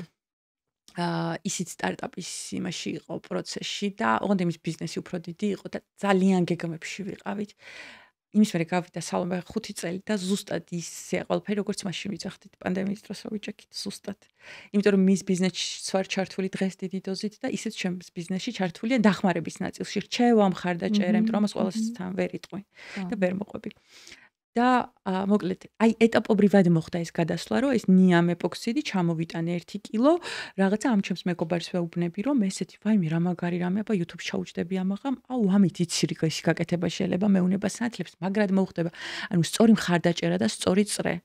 მართლა უტრირების გარშე გეუბნებით, ერთმა ადამიანმა არ იცოდა რას ვაკეთებდი. ჩემი ძალიან ახლო წრიდან, ვინც გაიგო მალევე, მეუბნება, რომ მოგცლია რა. როგორც ხდება. შეეშვი რა, ნორმალური სამსახური ნახე, რა სტუტყნაობ, ზუსტად ეს სიტყვები. აქედან არავის არ ველაპარაკები, მარტო გამარჯობა, როგორ ხარ მომწერე, ვუპასუხებ მან თავდება ჩემი. მხარდაჭერას ჩვენ როცა არ ვიცით, რამხელა ძალა აქვს სიტყვას. აი ზუსტად იქ ფასდება შენი მეგობრობა რა. გაჩერდი, დაუჭირე მხარი, თუ იტყვის რომ მეცხრედან მინდა გადავხტე, დაუჭირე. არ გაიმეოროთ ეს, მაგრამ ძალიან მნიშვნელოვანი აღმოჩნდა რა. ამით იცი რისი გაკეთება შეიძლება. აი ამის ჩავჭექით უცებ YouTube-ი ვნახე და დავიწყე ძებნა საქართველოში რა არჩევანია და ხარისხებში. აი ეს ხარისხებში გარკვევა, რისი გაკეთება შეიძლება, ამ ყველაფერს დაჭირდა დიდი დრო. ოღონდ ამაზე თავის დანებება, რადგან იყო ძალიან დეფიციტი პროდუქტის, თვითონ მასალებიც და ინფორმაცია საქართველოში, მე ვთქვი რომ ამას მე ახლა ხელი უნდა მოვკიდო. ეს არის 2021 წლის აპრილში მე სამსახურიდან წამოვედი და აი ეს პერიოდია მე უკვე ანუ სანთლების ბიზნესი გაქვს. შეგიძლია გაიხსენოთ დაახლოებით აი რა შემოსავალი გაქვს მაგ დროს თვეში. იქიდან გამომდინარე რომ მქონდა ავტომობილის სესხი, აი ამ ციფრებიდან გამომდინარე მეტი სესხი არ მქონია არაფერი, პლუს ბავშვის მეცადინეობა რაღაც, ანუ ჩემი ხარჯი შეადგენდა სადღაც 1500 ლარს და 3-4. ოღონდ ეს ინტენსიური მუშაობის, ანუ როგორც მუშაობენ სოციალური ქსელები, არ აქტიურობა არ არის. ოღონდ როგორც ხორობ მაგ დროს იცი, არაფერი ზედმეტი, აი ის 1 წელი, როდესაც მე კომუნიკაცია ჩავიკეტე იმისთვის, რომ მე მუშავა ჩემ თავთან, არანაირი საყიდლები, არანაირი ახალი შარვალი, არაფერი. ნიასაც ავუხსენი, ახალი წელი არ გვექნება, ვეუბნები. მისაღებია ვუხსნი ესე, მისაღებია დედა მე მეუბნება, ანუ როგორც მე ვარ დედა ჩემის ისა გაგრძელება ისია ისიც. და ხარჯი იყო 0, ზედმეტი ხარჯი, აბსოლუტურად, იმიტომ რომ ყველა თეთრს ვაგროვებდი. მასალებში ვატრიალებდი ყველაფერს ვიწერდი, აქ არაფერს არ ვყიდულობდი, არაფერს, იმიტომ რომ ვერც მივაკვლია. თუ რამე შესაფუთი იყო, ან 5 იყო 1000-ში ერთხელ, აქ თუ გავიდოდი სადმე დანარჩენს მასალებს ყველაფერს ვიწერდი. ანუ ჩინეთიდან იწერდი ყველაფერს, შეფუთვიან, მასალიან, ეპოქსიდიან. ყველაფერი ჩამომქონდა ჩინეთიდან. ადაპტირებული ვარ ამ ტიპის შოპინგზე ზოგადად, უკვე პირველად რო გამოვიწერე ვიყავი მე-9 კლასში. დედა ჩემის ბარათი თუ ვის ბარათი იყო აღარ მახსოვს და მოკლედ ამდენი წელია მაგ გამოწერების, ამ კულტურა მაგ მე არ შემიძლია ფიზიკური შოპინგი, მე მიყვარს ონლაინ შოპინგი და თან ძალიან მომგებიანი ფინანსურად. და თან უკვე ძალიან კარგად ვერკვევი ხარისხებში ყველაფერში და დღეს სანამ გვექნებოდა ხელოვნური ინტელექტი, მანამდე ინტელექტის გარაშეც შინელს ყველაფერს ვაგებინებდით ერთმანეთს. ანუ მე ჩინელისგან არასდროს არ ყოფილვარ სლენგი რო გამოვიყენოთ გადაგდებული. არასდროს. არასდროს. იმიტომ რომ იქ ვისწავლე რა არატიპები არიან და რა როგორ უნდა ელაპარაკო. ძალიან უყვართ თავაზიანად ესაუბრები. ძალიან უყვართ და მოკლედ. ავიღე სესხი. არ მაძლევენ სესხს. კი მაქვს ხელფასი და კი წამოვედი უკვე სამსახურიდან 2021 წლის 22 წლის აპრილში წამოვედი სამსახურიდან. მაგ დროს უკვე ინსტაგრამი მაქვს, უკვე ვყიდი სანთლებს და ეს ეპოქსიდი დავტესტე. მანამდე მთელი 1 წელი 21-დან 22-მდე ტესტავ. 20-დან 21-მდე უკვე ჯერ არ პოსტავ არაფერს, არ აზიარებ, არ ყიდი, უბრალოდ ტესტავ. ტესტავ. და ვერ ვიგებ, ანუ არ გამომდის რაღაც, მაგრამ თუ არა ვიკიდე ის პასუხისმგებლობა, მეთქი ასე შორს ვერ წავალ 1 კილო გამოიწერე, როდის 2 კილო, ანუ აშკარად რაღაცას ვერ ვაკეთებ, YouTube-ი არ მშველის, იქ რაც არის გაკეთებული ვიმეორებ, არ შრება, ვერ მივაკლია იმ რაღაცა მიზერს რაც გამახარებს, რომ აი სწორ გზაზე ვარ. უბრალოდ მოვლენები არ მახსოვს კარგად. ზარდახშების გაკეთება რომ დავიწყე, ეს ეპოქსიდი უკვე არა დიდი რაოდენობა არ მქონდა ჩამოტანილი. რაღაც პარტარა ზარდახშებს ვაკეთებ, რომელიც ყალიბში მზადდება და უკვე ვყიდი 20 ლარი, 25 ლარი ეპოქსიდით. ხო, ეპოქსიდით. ოღონდ უკვე მასიური მინდა, მასშტაბური მინდა. ნერო შემოსავალი დაწეროს, ხო? ეს ხო, ჯერ მაინტერესებს განვითარება მინდა, არ არის ეს ნიშა ძალიან თავისუფალია საქართველოში. დრო გადის, არავინ არ ჩდება, სადღაც აქა-იქ მხდება ჯგუფებში, გოგოები წვრილმანებს ამზადებენ, მაგრამ ასე რომ ვიღაცა შემოვარდეს რაღაც კარგი პროდუქტით, თუ განათლების მიმართულებით და თუ შეკვეთების მიმართულებით, და რუსეთში ვხედავ, რომ ხალხი უკვე რაღაცებს აკეთებს, ჯერ საათები თუ გაქვს ნანახი, არ იყო, ჯერ არ არსებობდა ესეთი მცნება, მაგრამ მცირე ზომის რაღაც სერვირების სეტებს აკეთებენ. მოკლედ ავიკიდე ეს პასუხისმგებლობა, ძლივს ავიღე სესხი. რამდენი აიღე? 10000 ავიღე. ლარი. 10000 ლარი ავიღე. და ჩამოვიტანე 1 ტონა ეპოქსიდი. 1 ტონა? 1 ტონა. ოღონდ წარმოდგენა არ მაქვს ესეთი 1 ტონა რამდენია და არც საწყობი მაქვს მოძებნილი არაფერი. საწყობში ფულის ხდის არა მაქვს შესაძლებლობა შანსი არა. რამდენი 1 ტონა? 1 ტონა იყო ძალიან ბევრი ყუთი. დამჭირდა. აი ამ ოთახში დაეტევდა. ამ ოთახში დაეტევდა. კი, ნახევარს გავსებდა ალბათ 1 მეტრაზე. მაგრამ ეს ფართი არ გაქვს. არ მაქვს ეს ფართი და გამორიცხული მე არაფერს დამქირავდი. და ნიაკო რა ოჯახშიც გაიზარდა, ძიძა ყავდა მთელი ცხოვრება, რადგან მე სულ მუშაობდი. ნანას კერძობინაში მქონდა კუთხეში ადგილი, სადაც არ წვიმდა. მანქანებს სადაც აყენებდნენ, გადახურული რაღაც და მეთქი გთხოვ დავდებით, ხო? არ არის პრობლემა. დავიწყე ჩამოტარება. ელიავაზე დავტოვე ძალიან ბევრგან, ორგია, დომინო, ესეთი რაღაცები, ვიღაცასთან გაამართლა თანამშრომლობა, ვიღაცასთან არა, ფულის ჩარეცხვა არ იცოდნენ. მოკლედ დავიწყე უკვე დარეგისტრირებული მაქვს ინდმეწარ, მე უკვე გადახდის უნარიანი ვარ, იმიტომ რომ ეს თავიდანვე ვიცოდი, მოვიძიე ეს ინფორმაცია, სად წვეთავს ეს ჩემი გადასახადები სახელმწიფოში და სად გამომადგება. ის კი არა რომ ვითამაშო რომ რა კარგი გოგო ვარ და არ უმალავ, არა, არ უმალავ და თან ეს წვეთავს ჩემს ისტორიაზე. ანუ გადასახადებს რო იხდი, სხვა პიროვნება ხარ ბანკისთვის, სხვა პიროვნება ხარ საელჩოებისთვის. ჩვეულებრივი პიროვნება აღარ ხარ, ბევრად უფრო მეტად გახსნილი გზა გაქვს. მე რა რომ 1%-ს იხდი და თუ 1000 ლარი გაქვს შემოსავალი 1 ლარია. მე რა.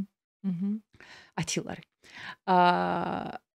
უკვე ვიხდი გადასახადებს და მოკლედ ჩამოვატარე, მოკლედ ვყიდი Facebook-ზე ანუ ვაქტიურებ. უბრალოდ ეპოქსიდს ყიდი, მასალას. ეპოქსიდსაც ვყიდი, ხო. ძალიან კარგად და თან ვაკეთებ. ოღონდ ვაკეთებ და არ გამომდის. უკვე ამყალიბებს ამ ზარდახშებს მინდა გავცდე და დიდი რაღაცები, სადაც უკვე ტექნიკური ცოდნა გჭირდება. YouTube-ზე არაფერი არ არის სასარგებლო, იმიტომ რომ YouTube არის მონეტიზირებადი პლატფორმა და იქ ვიდეოს ტვირთავს ადამიანი არა იმიტომ რომ შენ გასწავლოს, არამედ დაგიტოვოს კითხვის ნიშნები იმისთვის რომ ბევრჯერ უყურო და ის ამაში თანხას იღებს ამ პლატფორმიდან. ეს თავიდანვე ვიცოდი და YouTube არ გამომადგა აბსოლუტურად. იმიტომ რომ არ გამომდიოდა იმ ტექნიკების მიხედვით მოკლედ. მოკლედ საწავიდოდა ეს ყველაფერი, დაახლოებით ამ 1 ტონიდან 100 კილო დავხარჯე. მთელი სახლი და ვცხოვრობდი ძალიან პატარა სახლში. მე ხო ამ სფეროს ვასწავლი ახლა და სტუდენტები რომ მოდიან და მეუნებიან ხოლმე, აი ძალიან პატარა თან ცოტა უწყდება, ძალიან პატარა სახლი, მაგ ხალხო ნეტა მქონდეს ფოტოები და გაჩვენოთ რა სახლი იყო ეს. ეს სადაც ქირით გადავედი. ან თამუნასკა რო გადავედი ქირით ეს ის სახლია, რომელიც თავი ბოლო იყო ალბათ 35 კვადრატი, გადაკეთებული იყო და მოკლედ თავისუფალი სივრცე იყო იატაკზე 2 კვადრატი დაახლოებით. ისიც მოშენება, ისიც დაქანებული და თარაზოში უნდა იყოს გასწორებული, რომ სამ საქმით მუშაობ რა, შეყუდებული. მოკლედ, არ იყო ცხოვრების სიტუაცია აბსოლუტურად და ამ 35 კვადრატში მე ავაშენე ეს ბიზნესი. და 1 წლის მერე ამ მუშაობიდან 1 წლის მერე ვიქირავე სხვა სახლი. თან ვაკეთებ, მოკლედ, დავამუღამე და შევდივარ ნელ-ნელა ბაზარში. შენით ჩამუღამე, ასე რომ თქვა. ყველაფერი შენთან მიაგენი 1 წლიანი მცდელობის შემდეგ. კი, მე ცოტა მეტი. ცოტა მეტი. ამ ძალიან ბევრი ადამიანი ვით ჩემს გარშემო ეხლა არ არის ეს რაღაც ისეთი, რომ მე თვითონ მიყვეს რა მამოძრავებდა, ან ძალიან ბევრი თავს დაანებებდა. რა მამოძრავებდა, რა ძალა მამოძრავებდა, ვიცოდი რომ ჭირდებოდა ეს ყველაფერი, თუ ფინანსურად, თუ აი ჩემი თვითკმაყოფილებისთვის, ეს იყო ჩემი ემოციურობა, რომ მე კი მომწონს ეს გაყიდვები და მარკეტინგის მენეჯერი რომ ქვია და ტოპ მენეჯმენტში რო ვარ, ძალიან მომწონს, მაგრამ როდემდე ხო ყველაფერს რაღაც საზღვარი, ასაკი, ემოციური შევსებულობა, ნუ ამოვწურო იქ ჩემი თავი აღარ მინდა. ეხლა ავად კარგად, ცუდად, სიცხით თუ რაღაცის ტკივილით მე ეს უნდა გავაკეთო.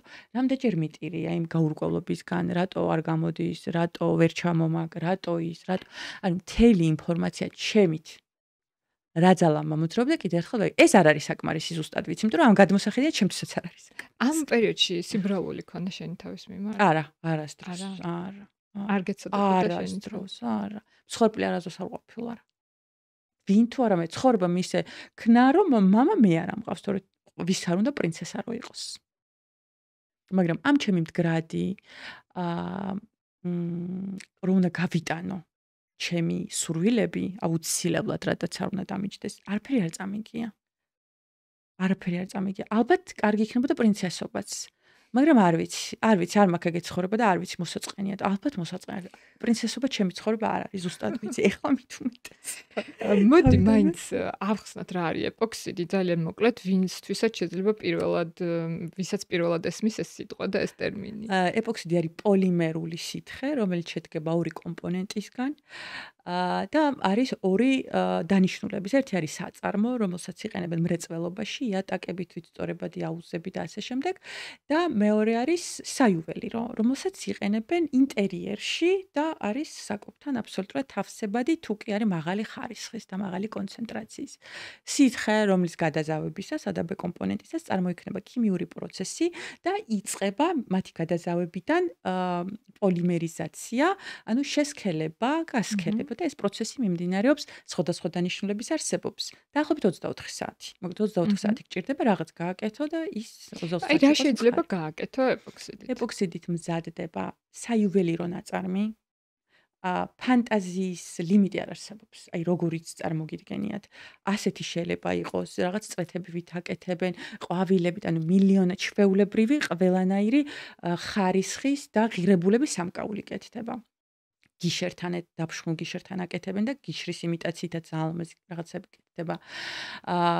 შემდეგ ზომაში იზრდება სეტები. სუფრის სეტები. როგორც აღნიშნეს, საკუთთან თავსებადია. ჭიქის დასადებები, ლანგრები, ეგრეთ წოდებული ვაზები, ყველაფერი, ლარნაკი, ყველაფერი კეთდება.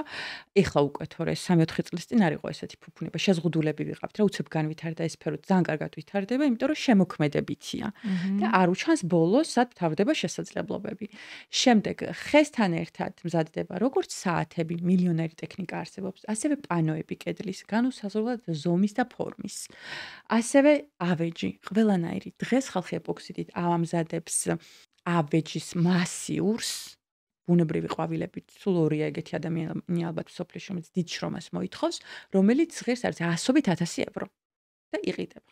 შენ პირველად როდის მიხვდი, რომ აი მიაგენი იმ საქმეს, რაც მარტო ხელა დედას შემოგიტანდა იმ შემოსავალს, რომელთაც შენ ბინას იყიდე. შენ ხარ ადამიანი, რომელმაც ბინა იყიდე, კრედიტის გარეშე გაარემონტე მარტო ეპოქსიდის ბიზნესით. მე მივხვდი ამას 2022 წლის ბოლოსკენ. ძალიან ბევრი შეკვეთა მქონდა და ეს შეკვეთა განპირობებული იყო იმით, რომ ყველაფერს ყვებოდი სოციალურ ქსელებში. ხო, აი ეს ჩემი მოყოლა, ხო, ოღონდ ეს ჩემი მოყოლა სოციალური ქსელები, მე მქონდა მანამდე პირადი დანიშნულების, ყველაფერი თავიდან გავაკეთე. ფასიანი რეკლამა რო არასდროს არ იყო ღირებული და ღირებულ მომხმარებელს რო არ მოგიტანს, ეს ვიცოდი, ამიტომ ფასიან რეკლამაზე არ მქონია გათვლა, ვისწავლე. ლედი მამულაშვილთან ვისწავლე. და ლედი არის საქართველოში ნომერ 1 ამ ამბავში, იმიტომ რომ უბრალოდ იმას კი არ გასწავლის ხელსაწყოებს, არამედ ღრმა დასწავლის გაყიდვების ფსიქოლოგიას, რომელიც ვიცოდი, მაგრამ უკვე გათანამედროვებული ვერსია არ ვიცოდი, იმიტომ რომ მანამდე მე ვყიდდი ერთ-ერთზე. ადამიანებს ხვდებოდი და აქ უნდა გავაკეთო ყველაფერი სოციალური ქსელები და აი ეს ვერ გავიგე, სად არის ზღვარი. მოკლედ, ლედის კურსი იყო ორთვიანი და სწავლის პერიოდშივე პირველივე თვეში ჩემი აქტიურობიდან პირველივე თვეში მივხვდი. ოღონდ ეგრევე კი არ მოხდა. ვდებ ერთ ვიდეოს, ანუ სწავლა როგორც კი დავიწყეთ, მე ისეთი მოტივირებული ვიყავი, რომ ლედის კურსი არ ქონდა. და მე რომ მივწერე, ძალიან საინტერესო ისტორია ესეც, რაღაცნაირად ვიგრძენი. იმიტომ რომ იმ დროს ასწავლიდნენ ვიღაცები და ყველას მივწერე და რატოღაც ლედიზე ჩავიციკლესავით. ოღონდ გოგო არ პასუხობდა, ზედ არ მეყურებდა, იმიტომ რომ არ ეცალა პატრა ბავშვი ყავდა. წერდა ერთი კვირის მერე პასუხობს ინსტაგრამზე და მოკლედ ისე შევაწუხე რომ კურსი გააკეთა და შევაგრო 10 ადამიანი და 10 დღემდე მეგობრები ვართ იქიდან ვინც გავაკეთეთ ბიზნესი ლედის დამსახურებით. ანუ კურსი რისი, რომ როგორ გაყიდო შენი პროდუქტი სოციალურ ქსელში? თანამედროვე მარკეტინგი. კი, თანამედროვე მარკეტინგი, იმიტომ რომ იყვნენ იქ ადამიანები, ვინც იყო ფსიქოლოგი და თავის მომსახურების გაყიდვა უნდა და მართვა უნდათ ინსტაგრამის ორგანულად ისე რომ მოიყვანა თავის სამიზნე აუდიტორია, ვიღაცას ჰქონდა ოქრო, ვერცხლი, ბიჟუტერია, ვიღაცას კერამიკა და ასე შემდეგ. შენ მქონდა ეპოქსიდი. მე მქონდა ეპოქსიდი და სერიოზული როგორი დავალებები ქონდა, იცი, ლედის კურსმა რა ქნა? იმხელა დავალებები ქონდა, რომ ვინახავ ამ დავალებებს, თაბახის ფურცლებით ვწერდი, ანუ შენ თავში გახედებს. ისეთ დავალებებს გაძლევს, ისეთი კითხვები ქონდა, რომ ანუ შენ თავში ყრი, იქ რა ტრაუმები გაქვს, ანუ რისი კომპლექსი გაქვს, როგორ ხედავ შენ თავს გვერდიდან, შენი ბრენდის არქეტიპი, ეს დედაც ბრენდინგის ნაწილში ნასწავლი მქონდა, მაგრამ აქ იყო ისეთი საფუძვლიანი კითხვები და იმდენად გამეხსნა გონება, იმიტომ რომ ძალიან ვიყავი ანთებული, რომ ეს გოგო გავწყვიტა კითხვით. სულ მაგას მეუბნებოდა, რომ ანას დავალება რომ მოდის, ანუ ბავშვები უნდა დავაძინო, ყველა უნდა მივაძინო, რომ ჩავჯდე, იმიტომ რომ სხვანაირად არ შეიძლება. მოკლედ ძალიან დამეხმარა ლედის კურსი და იქიდან გამომდინარე, რომ როგორც მისმა სტუდენტმა სასწაული შედეგები დავდე, იმიტომ რომ პირველი ვერთვეში 7000 გამომწერი და 7000 გამომწერიდან ალბათ ნახევარზე მეტი იყო მომხმარებელი, იმდენი შეკვეთები მქონდა. ძალიან ბევრი შეკვეთა. აი პირველ თვეში რამდენი შეკვეთა ქონდა, რამდენი ლარი? მე მახსოვს მარტო ახალი წამილი შემიძლია გითხრა, როცა ბინა ვიყიდე. ეს ხო ისეთი საქმეა 24 საათი უნდა შრობას და ტექნიკიდან გამომდინარე რაღაც ნივთებს უნდა 4-5 დღე 7 დღე და შეკვეთებს რო ავიღებდი და თან ბევრი თუ იყო მოთხოვნა მარტო მე ვაკეთებდი ანუ სახლში ვინ უნდა დამხმარებოდა ვინ უნდა მომეყვანა არავინ მე თვითონაც ვისწავლე და არავინ არ იცოდა იმ დროს რომ დავიწყე ნოემბერში შეკვეთების მიღება თებერვლის ბოლოს დავასრულე იმ სახლიდან იმ პატარა სახლიდან უკვე დიდ სახლში გადავედი და საერთო ჯამში 56 თუ 66000 ლარი მქონდა ანგარიშზე ამ რამდენიმე თვეში? ხო. და მაშინ ვიყიდა ბინა. ამ თანხას აგროვებდი თუ როგორ შეიძლება? და ხარჯვის თავი არ მქონდა, სულ მუშაობდი. ანუ ის ახალი წელი მე ყველი და პური ან მართლა გეუბნებით, ვინმე რო ხედავდეს, მეთქი მინდოდა გადაღება, მაგრამ რაღაცნაირად არ ვიყავი ბოლომდე გახსნილი ჩემ თავთან, არ ვიყავი გულახდილი და არ ვიღებდი, თორე ძალიან მინდოდა. ანუ იატაკზე ვიწექი, იმიტომ რომ გადაადგილების თავი არ მქონდა და სახლში ხო ადგილი არ იყო, ამ პატარა სახლში ყველაფერი აკეცილი მქონდა, ყველაფერი გაგდებული, რაღაცა მეზობლებთან, რაღაცა აჩონჩხლილი ეს სკამები და ბავშვი ნანასთან, ძიძასთან იყო. იმიტომ რომ ვერ გაივლიდი და ეს რაც არ უნდა იყოს ქიმიაა და აქ უსაფრთხოების ზომებია დასაცავი და ამ ხელსახში მქონა გაშლილი იქ ბავშვს ვერ გავაჩერებდი კატა და ბავშვი იყვნენ ნანასთან და ესეთ ვიწექი იატაკზე უბრალოდ ესეთი გასაცვლელი გავაკეთე იმიტომ რომ საათი პანოები რაღაცა ეს ყველაფერი სავსე იყო რომ პირველად ვიყავი ისეთი რეალობის წინაშე როდესაც ახალი წელი არ მაქვს ნაძვის ხე არ მაქვს და მაგრამ შიერი ოღონდ ჭამის თავიც არ მაქვს ყველი და პური და ანგარიშს რო ვუყურებ არ მიხარია, ოღონდ ისეთი დაღლილი ვარ რა. მოდი მე ეს თურმე ჩვევაში გადადის, მეორე წელიც ეგეთი.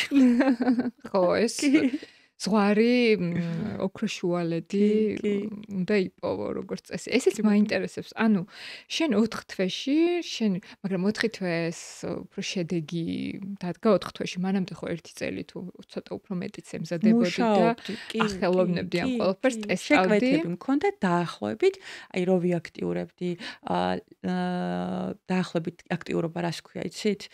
მე ვდებდი კვირაში 2-3 ვიდეოს და მქონდა შეკვეთები ვიდეოები როგორ მუშაობს რაღაც შეიძლება გაჩერებული მე გავარდეს მე გაჩერდეს ადრე კიდევ უფრო სხვანაირად მუშაობდა ალგორითმი ყველა ჯერზე იცვლება ეს მონაცემები და მქონდა შეკვეთები ვერ ვიტყვი რომ მქონდა ლედისთან რო დავიწყე სწავლა ვეუბნებოდი რომ 3-4-5-ია ჩემი შემოსავალი მეთქი რა და მეტი შეგიძლია მეუბნება ლედი ძალიან ძლიერი მოტივატორი იყო ჩემთვის მეტი შეგიძლია რა არის 3-4-5-1000 ისეთი საქმეა ანუ შენ არაფასებ და ამ ფასეულობას ვერ გადმოსცემ რომ მომხმარებლის ინტერიერის გათვალისწინებით, თხოვნის გათვალისწინებით, რემონტის გარდა და ტორტის გარდა რა გახსენდება? მე მეუბნება, რომ შენი გემოვნებით გაკეთდესო. ტასაცმელი შეიძლება ვერ შეგიგერონ ისე, როგორც შენ გიდაო, მაგალითად რთული, თვლებით და რაღაცებით, ხო? ანუ შენ ისეთი საქმე გაქვს, ისეთი ნიშა გაქვს, რომელიც არის ფუფუნება. და აქ შეგიძლია ემოციები ჩადოს ადამიანმა, თავის ძვირფასი ემოციები და საჩუქრათან თავისთვის და ამას შენ არ ყვები. და როგორც კი დავიწყე ღირებულებაზე აქცენტის გაკეთება, ჩემებურად, ანუ ეს არ გეკონათ რომ რაღაცა ხელსაწყო, ჩემებურად დავიწყე ჩემი ღირებულებების დასაუბარი დავიწყე. არ ჩერდებოდა ჩემი მესენჯერი, მიმქონდა კი არა, გოგოები ავიყანე ჩემი გამომწერებიდან, ვინც პასუხს სცემდა. და მათ ხელფასუხდიდი. ამიტომ ვერ ვასწრებდი მემუშავა პასუხები გამეცა ვიდეო გადაგეღო თუ წავსულიყავი ვაგზალზე და ერთჯერადი რაღაცები მეყიდა ეს ხელთათმანები რასაც ვიყენებ პარკი და ასე შემდეგ მოკლედ ქაოსი აი სრული 3 წელი განვლე ქაოსში ანუ ეს თებერვალი როცა ბინა იყიდე რომელი წელია 2023 წელი 23 ანუ 23-დან 25-მდე რა მოხდა 23-ში ვიყიდე ბინა რომელიც ყველა ისტორია რანაირად არის საინტერესო, შეიძლება მკითხოთ, მაგრამ საინტერესოა. ვერ ბედავდი მე ფინის ყიდვას, იმიტომ რომ მოგზაურობდი, ნიას უგროვებდი სწავლის თანხას და ცოტა თავისუფლად ვხარჯავდი. ჩემი თავისუფალი ხარჯვა რა არის? მე არ მიყვარს ულიმიტო ტანსაცმლის ყიდვა.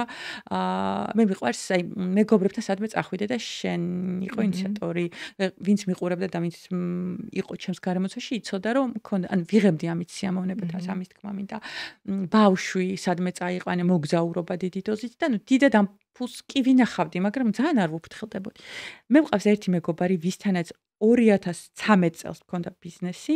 ხო არსებობენ მეგობრები, რომელიც შეიძლება რამოდენიმე წელი ვერ ნახო, მაგრამ ისე დროს მოგიკითხავს, რომ ყველაზე მეტად რო გჭირდება. აი მე ვეძახი ამას ყველაზე ხარისხეს, აი ის რო იკეთებს რძე თავზე, რა ქვია იმას, ქართულად არ მახსოვს. ხო, ნაღები მეგობრები.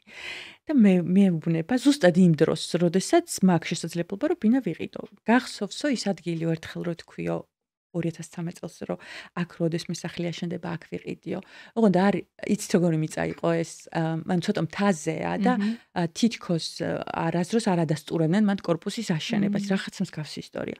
და მინდოდა იმიტომ რომ გაშლილია კერძო ბინებია, გარშემო ხედია ძალიან კარგი თბილისზე და ასე რა ქვია, კახეთზე მოკლედ და თან წინ არასდროს არაფერი არ აშენდება, იმიტომ რომ მწვანე ადგილი, მწვანე ალეიკა. ხედები წარმოვიდგინე და ამიტომ მინდოდა და ვაიმე რას მახსენებ მეთქი მოკლედ მანდ ჩარჭეს ბანერიო და ეხლა მე და შენ მეო გამოგივლიო და მივდივართ უნდა ვნახოთ მოკლედ მივედით და ჯერ გაყიდვების ოფიცარი დგას ოღონდ ბანერი რო აქ შენდება კიდე მეორედ მომაკითხა იმიტომ რომ მოდუნებული ვარ დამავიწყდა კიდე მეორე მოკლედ მესამედ უკვე ჩაერთო ოფიციალურად მშენებლობაში გათვიცნობიერებულია გოგო ის ძალიან ძლიერი სრულფასოვანი ოჯახით ძალიან მომუშავე მეუღლით მაგრამ თვითონ ააშენა კერძობინა უზარმაზარი მშენებლობა იცის როგორც საერთმა პრარაბმა. ჩაიკითხა ყველაფერი გამოკითხა და მანქანაში რო ჩავჯექით და უკვე ვარ იმ ფაქტის წინაშე რომ ან უნდა ჩავრიცხო პირველად შენეტანი ან არ უნდა ჩავრიცხო იმიტომ რომ ძალიან მეშინია. აი მანქანაში რო ჩავჯექით რისი გეშინოდა?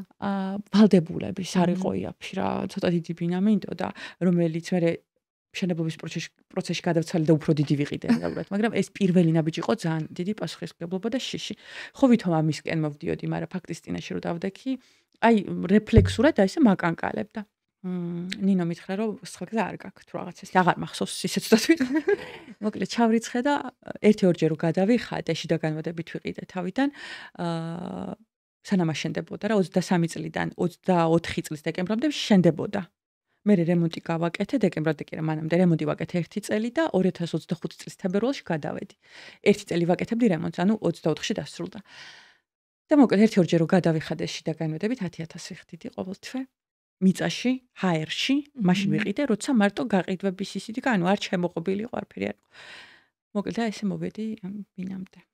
ყველაზე მეტი რამდენი გამოგიმუშავებია ეპოქსიდით? ყველაზე მეტი ჩემი რეკორდი იყო, მე ხო სასწავლო პროექტიც მაქვს.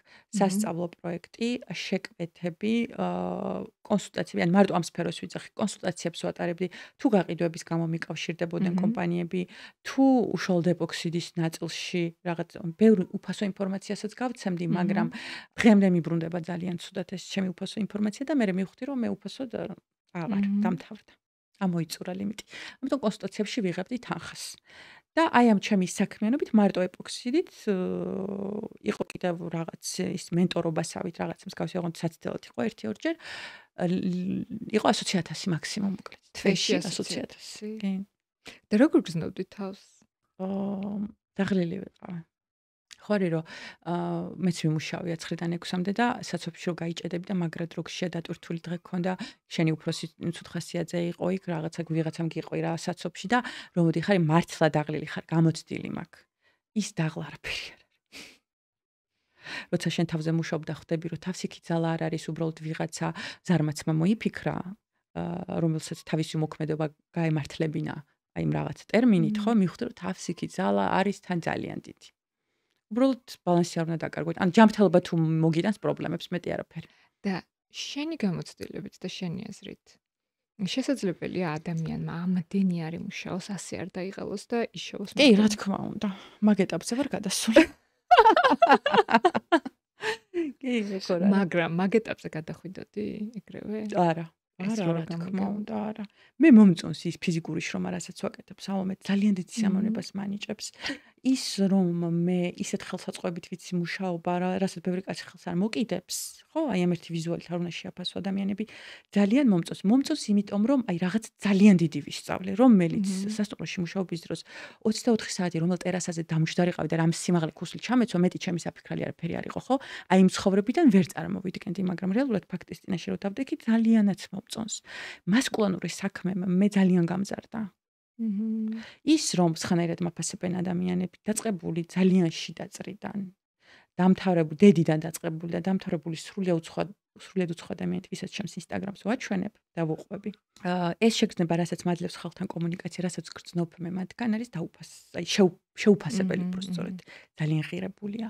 მერე მასკულინური საქმიანობა მომწონს თვითონ როგორც შინაარსი მასკულინური საქმიანობა და მერე ვიღებ ძალიან დიდ დოზით ენერგიას. მე მთელი რემონტი რო ვაკეთე სესხის გარეშე, რომ მეგონა 50000 გამოვიტანე ბანკიდან, იმიტომ რომ გავაკეთე ჩამონათვალი, დავრეკე ხელოსნებში, შევაწუხე ყველა გარშემო, აბა რა ღირს ლამინატი, აბა რა ფასიანი ლამინატი არსებობს და უხეშად შევქმნი და დავითვალე 50000 ლარი ყოფნის გამოვიტანეს 50000 ლარი.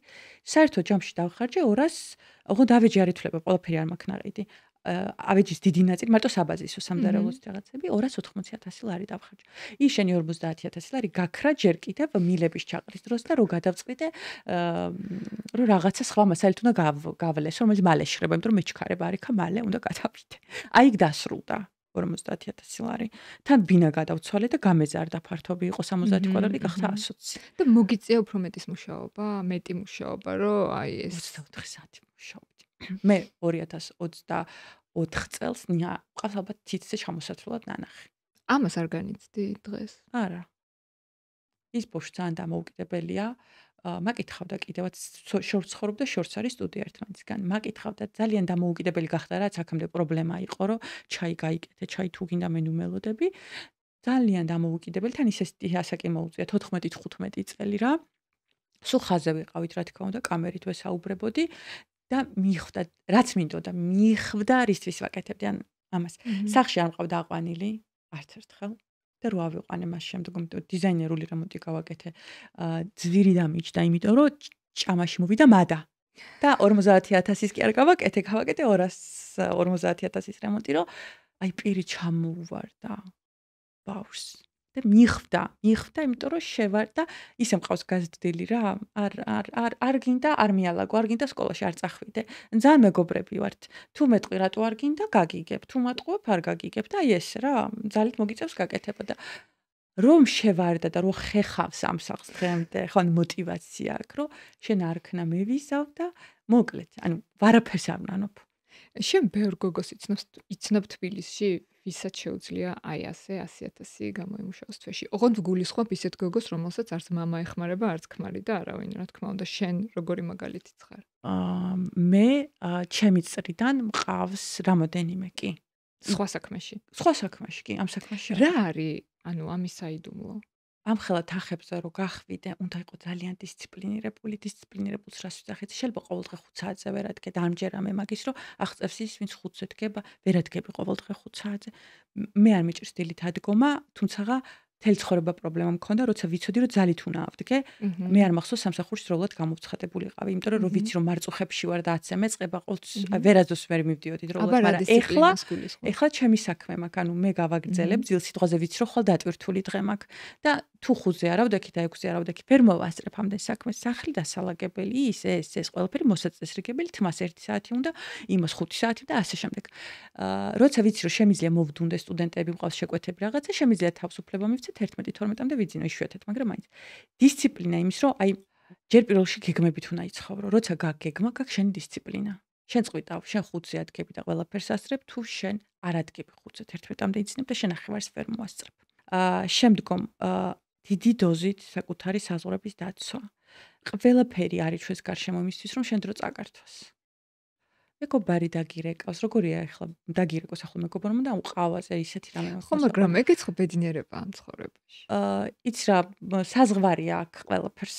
აქ, მაგრამ შენ რომ გაკ ძალიან მნიშვნელოვანი შეხვედრა იმისთვის, რომ შენი ან რაღაცა ახალი პროექტი, ან რაღაც დიდი შეკვეთა აიღო, ან დიდი ჯგუფი აიღო, ანუ სასწავლებლად, იცი რომ ეს შენთვის მსხვილი რამეა და შენ ამას გაცლი მეგობართან ყავის მასზე და თან თუ მეგობარი გააფრთხილე რომ მოდი დღეს ვერ ახვალ და ეს მეგობარი ვერ გაგიგებს, იმიტომ რომ იცის რომ შენ ძალიან დაკავებული ხარ.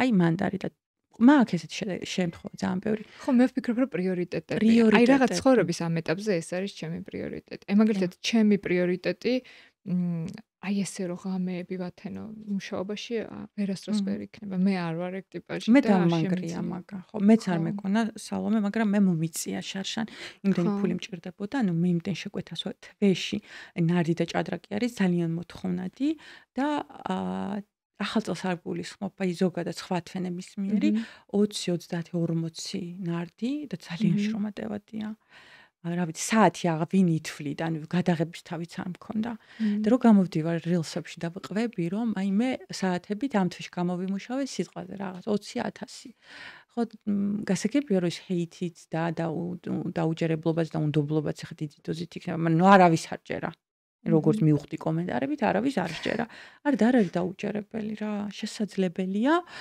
სოციალური ქსელებიც დღეს უბრალოდ უნდა იცოდეს საქმე პროფესიულად მიწოდების ფორმატი მიწოდების ფორმატია, რაც ბევრს არ აქვს და ვერ მიხვდა, სად არის აი ეს საიდუმლო მიწოდების ფორმატში. ანუ შენ რო სოციალური ქსელის ეპოქაში არ ყოფილიყავი, ვერ იზავდი ამას. ამის გარეშე. ეპოქსიდით ალბათ გამიჭირდებოდა, ხო, იმიტომ რომ მარტივი ეს გეხმარება, შენი გაყიდვების ინსტრუმენტი არის სოციალური ქსელი. ინტერნეტი ზოგადად, იმიტომ რომ სოციალური ქსელების გარდა არსებობს მარკეტპლეისები, რაღაც უცხოური საიტები და თვითონ Google-ში რაღაცას განათავსებ რომელიმე მარკეტში და ჩემ სტუდენტებს უბრალოდ მაგას ვეუბნები რომ ესეთი ეპოქა სადაც მარტივად შეგიძლია გამოიმუშაოთ ახლა მარტივად რა ანუ უნდა იმუშაო ფიზიკურად ხო მარტივი არაფერი არ არსებობს მაგრამ მარტივად გახადო რეალიზებადი მოთხოვნადი შენი პროდუქტი არ არსებობს ანუ 90-იანები ხო აღარ არის რაღაცა კოოპერატივების რაღაცის ეპოქა ინტერნეტით დადე ლამაზად იყავი გულახდილი იყავი ანთებული მოყევი შენ თავზე მოყევი შენ პროდუქტზე ჩადეღირებულება ანუ ვისიც არ არის გამოჩენა მისთვის არ არის ეს როგორ არა არის სხვა ფორმატებით სოციალური ქსელების მართვის რა თქმა უნდა ხა ადამიანი შეიძლება საჯარო სამსახურში მუშაობს და იმას არ აქვს უფლება ბიზნესის ქონის და ხო შეიძლება ბიზნესის სხვაზე დაარეგისტრირო ან რაღაც ან არ გაყიდო უბრალოდ აჩვენო აი ხატავ და შემიფასეთ ხო არ არის აუცილებელი გაყიდვა შეუძლია ისე გააკეთოს რომ ხელები არ გამოჩნდეს ახლა თუ იუსტიციაში მუშაობს ადამიანი რა ქნას იმან აღარ ხატოს ხო ანუ ყველაფერი შესაძლებელია დღეს რომც არ გინდოდეს გამოჩენა მაინც რა თქმა უნდა არ არის აუცილებელი ეს უბრალოდ მე მიყვარს თუმცა ესე კი არ დაუბადებულა რომ მე მქონდა ძალიან დიდი წინააღმდეგობა მე მინდა მქონდა კომპლექსი ხმის რომელიც ყველას გვაყარაკონი ხო ხმის ანუ ჩემი ხმა არ მომწონდა რომ ვუსმენდი სადღაც ჭყიპინებ, სადღაც აქ ყელის ხმიერ გერებს, ანუ ამაზეც მეცადინეობდი, ამაზეც ჩემთავს ვუსმენდი. და არ მომწონდა ბევრი რამე, ალერგიული ვარ, ცოტა გამონაყარი მაქვს ხოლმე. ამ კომპლექსების დაძლევა მე რო გამოვჩენილიყავი, ლედი მიმუშავა ამაზე დიდი დოზით. ხო, აშკარად შენ კარგად ტყიდი შენ თავს. მე ხო იცი როგორ აღმოგაჩინე. აი, ეგ მითხე მე კარგად მახსოვს. და დაგაფოლოვე. აი, მე გავგიშდი სიყვარული. მე როგორ მახსოვს, ეგრევე მივხვდი რომ ამ გოგო მიცის ასეც აკეთებს, იმიტომ რომ დაგაფოლოვე, ეგრევე მომწერე რომ სალომე უნდა გამოგიგზავნო საჩუქარი და მახსოვს ეს ეპოქსიდი რომ გამომიგზავნე. აი მე არ მახსოვს. მოკლედ როგორ აღმოგაჩინე და რაღაც მე არ მიყვარს სკროლვა, ზოგადად ბევრი სკროლვა არ მიყვარს. მაგრამ აი ეს home page-ში რომ შედიხარ რაღაც უცხო რაღაცა რომ გივარდება, ხო არის ბევრი ფანჯარა და იმას მიაქცევ ყურადღებას, რომელიც ყველაზე მეტად მიგიზიდავს და უცებ შენ თან მაშინ ის პერიოდი იყო უკვე ვიდეოები რო ჩანს ამ home იმაზე და ისეთი ენერგიული ყავი, ჯერ უხმოდ ანუ ხმას ვერ ვისმენდი და უკვე მიმიზიდა. დავაჭირე და რაღაც ისეთი კარგი მუსიკა ქონდა ფონად და ისე ცეკვავდი და ისე რაღაც დახტონდი, დახტონდი, ცეკვავდი და ვიფიქრე რომ ეს გოგო ცხოვრებით ტკბება.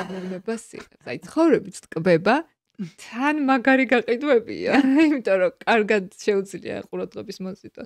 მე რო გადმოვედი შენს გვერდზე, ვფიქრობდი რომ აი მე ეს გოგო მჭირდება, იმიტომ რომ აი მე ვარ ესეთი კატეგორია, რომ მე რო ერთი ღამეც გავათენო, არ შემიძლია მუშაობაში.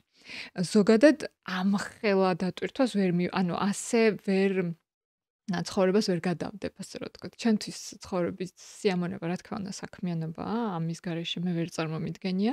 საქმის გარეშე ზოგადად როგორ უნდა იყოს ადამიანი, ხო? მაგრამ ის რომ ღამე გავათენო, რაღაც მომენტები შეიძლება კი რაღაც კომპრომისებზე წავიდე, მაგრამ სულ ესე ერთი წელი, თუნდაც ერთი თვე ან ერთი კვირა, ცოტა შეუძლებელია ჩემთვის და ჩემი ოცნება იყო ყოველთვის ერთხელ მახსოვს გავიცანი ერთი ფრანგი ქალი პარიზში და ეს ქალი ლაპარაკობს ტელეფონზე და წამოწოლილია რაღაც სავარძელზე და ამ ტელეფონში უყვება ვიღაცას, რომ მეო წოლიარე მდგომარეობაში ვაკეთებ საათში 3000 ევროს.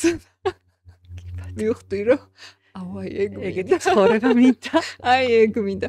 ოღონდ ის კი არა რომ ციდან ჩამომივიდეს. ჩემი შრომით და ჩემი. ოღონდ მინდა რომ ეს შრომა და ეს საქმიანობა ისეთი იყოს რომ არც ჩემი ჯანმრთელობა დაზიანდეს, არც ჩემი ფსიქიკა და ანუ რაღაცა აი იყოს იდეალურად რა. გითხრა რომ ეხა ჩემი ოცნებაა რომ უამრავი ფული არა, არ მაქვს ეგ. უბრალოდ აი ერთხელ თქვი ერთხელ ჩემს პოდკასტში სტუმართან რომ არ მინდა ესეთი ცხოვრება. თან ყველა ამბობთ, რომ იღლებით, ჯანმრთელობას აზიანებთ, ხო? ეს ყველაფერი გავიგე, მაგრამ აი ბინის ყიდვა რო არ შემიძლია, აი ასეთი ცხოვრებით, აი მანდ რა ხდება?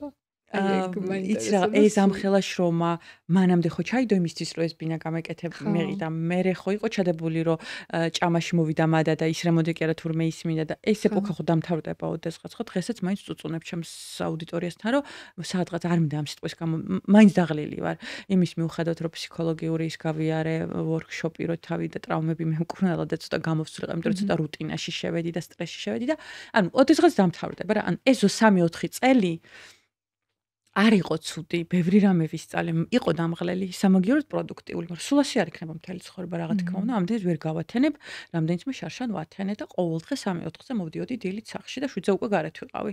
რა თქმა უნდა, ფიზიკურად ვერ შეძლებს ვერავინ, რობოტები კი არ ვართ, ზოგი როგორ ვერ შეძლებს, ზოგი 10-20 წელი არის ამ რუტინაში და მერე ჯანმრთელობის სერიოზული პრობლემა ექნებათ და აი ეს არის მათთვის გამომაფხიზლებელი ზარი, რომ ემიგრაციაში რამდენი ამ ძიმე სამუშაოს რო აკეთებს წლობით.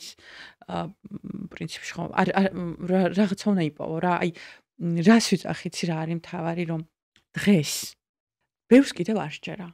რომ ყველა რომ ვარს და ტელეფონ დამოკიდებული. რო არ გიყვარს სკროლ, მეც არ მიყვარს, მაგრამ პარავს მაინც დროს. იქ შენ მე მოგეწონე, მე ვიღაც, ანუ რაღაც ინფორმაცია დიდი დოზით მიმოცვლა ხდება. ნამდვილად არ მაქვს სკროლვის დრო, მაგრამ თუ სკროლავ, იმიტომ რომ ტრენდებს გავეცნო, სიახლეები გავიგო, რა არის მარკეტინგში ახალი რამე არ გამომჩეს, ეს ინსტაგრამის ალგორითმი სულ იცვლება, TikTok-ის ალგორითმი. აი შენ რა თქვი, ყველას unfollow გავუკეთო, მეც ეგრევა რა თქმა უნდა, ვინც არ მაინტერესებს, ვინც არ მაინტერესებს, არავის არ უყურებ, ბუნებრივია და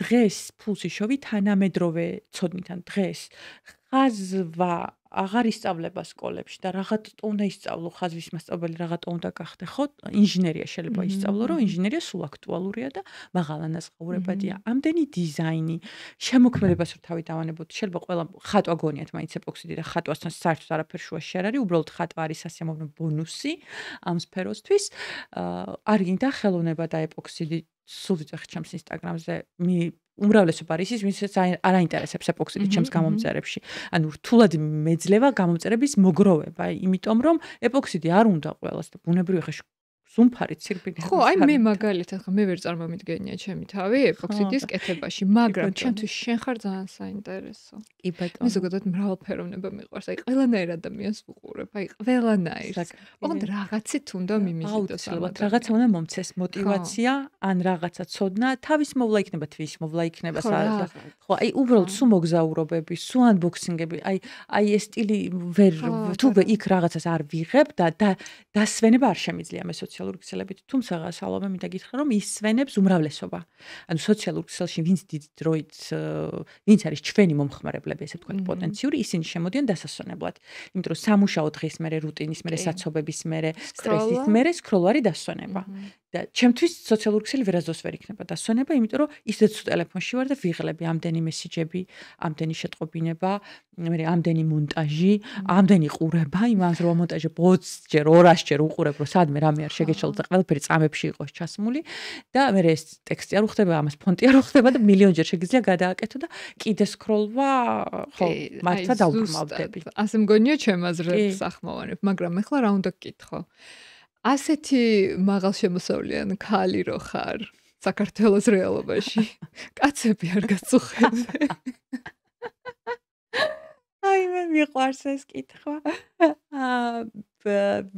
თუ ნახე, არ ვიცი თუ ნახე, მე პირად ცხოვრებაზე არ ვსაუბრობ. კი.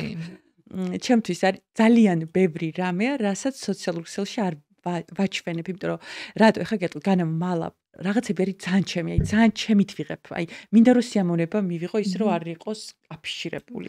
თუმცა ამაზე შეიძლება კონტენტის აგება, ბევრ რამეზე რასაც არ ვაჩვენებ ჩემი ცხოვრებიდან, რაც მიუთითებს ხარისხზე, კომფორტულობაზე, აი როგორც შენ თქვი წაღა რომ რამდენადმით ვიღებ სიამოვნებას. და თუნდაც ურთიერთობები. ან იმდენად ვკაიფობ ამით, რომ არ მინდა გასაჯაროება რა, ეს არის მიზეზი რა. და ძალიან ბევრს გონია რომ კი ბატონო, სულ მაგას ვიცახი რომ მარტო რომ გავაკეთე ეს ბიზნესი, მარტო რას ქვია რომ მარტო ხარ რა. მე ემიგრანტი და ჩემს არ ვაგზავნინებ ასე vrოს და ხა ჩემს პარტნიორს მით უმეტეს, იმიტომ რომ მე რომ მინდა რომ ჩემი ერქვას, ქვია ჩემი და დამთავრდა. თუ ეხლა იქ ხელოსანთან რომ ჩხუბობ და მშიერი ვარ და ჩემი პარტნიორი რო ხარ და გინდა მას სიამოვნო და საჭმელია მომიტანო, რა თქმა უნდა ეს მისაღებია, მაგრამ ჩემი გასაკეთებელია კეთო და 10-ები, 20-ები და 50,000-ები იხადო არა. ამას ვეძახი მე მარტოს. თორემ ხარდაჭერა ყოველთვის მაქვს. მწერენ. მაგრამ უყურე ჩემ შემთხვევაში რა ხდება, ისევ პოზიციონირებ. მე ვპოზიციონირებ და ვარ კიდევაც რთულად მისაღწევი ადამიანი. იმიტომ რომ ეს ზღვარი აუცილებელია ეს პირველ რიგში. მეორე არ მაქვს დრო. არ მაქვს დრო ბავშვისთვის. და რანაირად მექნება ხა კაცთან ჩატაობის დრო. სრო თავი დავანებოთ რომ მარტო ვარ თუ მყავს ვინმე თუ არ მყავს პარტნიორი არ აქვს მნიშვნელობა. ძალიან ბევრი მესიჯებია, მაგრამ ჩემ შემთხვევაში არის კარგი ის რომ 99% მამაკაცებისა ვინც მიყურებს და გადაწყვიტა რომ მომწეროს არის ძალიან კულტურული. რაღაცას თუ დამპატიჟებს რაღაცა, რასაც პასუხს გავცემ მეც კულტურულად საკმარისია. აგრძელებს ჩემყურება. შეიძლება ვიღაც არც აგრძელებს, არ ვიცი, მაგრამ ძალიან ბევრი მამრობითი სქესი მიყურებს და მწერენ კომპლიმენტებს. ანუ მე მყავს ძალიან კულტურული ხარისხიანი საზოგადოება მიყურებს აი ამით იმის თქმამდე, იმიტომ რომ ხელოვნებაზე რო საუბრობ, შემოქმედებაზე რო საუბრობ, რატო არ ვურევ ანბოქსინგებს? ანბოქსინგმა კვირაში 200-ჯერ. სახლის რაღაცებს, იმიტომ რომ unboxing-ზე მოდის სხვა ტიპის მაყურებელი რა, ვისაც უნდა დასვენება და მე არ ვაძლევ ამ ჩემ გამომწერებს დასვენების საშუალებას, იმიტომ რომ ყოველდღე ისეთი სერიალის თორები მაქვს, სადაც უნდა იფიქროს ადამიანმა, უნდა დაიღალოს. მე არ მიყურებს პატარა საკობრივი კატეგორია და მე არ მიყურებს ის, ვისაც ფიქრი ეწარება. ამას ვეძახე ხარისხიან აუდიტორიას და შესაბამისად მამაკაცებიც ძალიან ისეთი მყავს რა. ერთი ჩემი გამომწერი იყო მომწერა, რომ რაღაც ურთიერთობებზე ვსაუბრობდი და ანუ შენაირ ქალებზე ნადირობენ.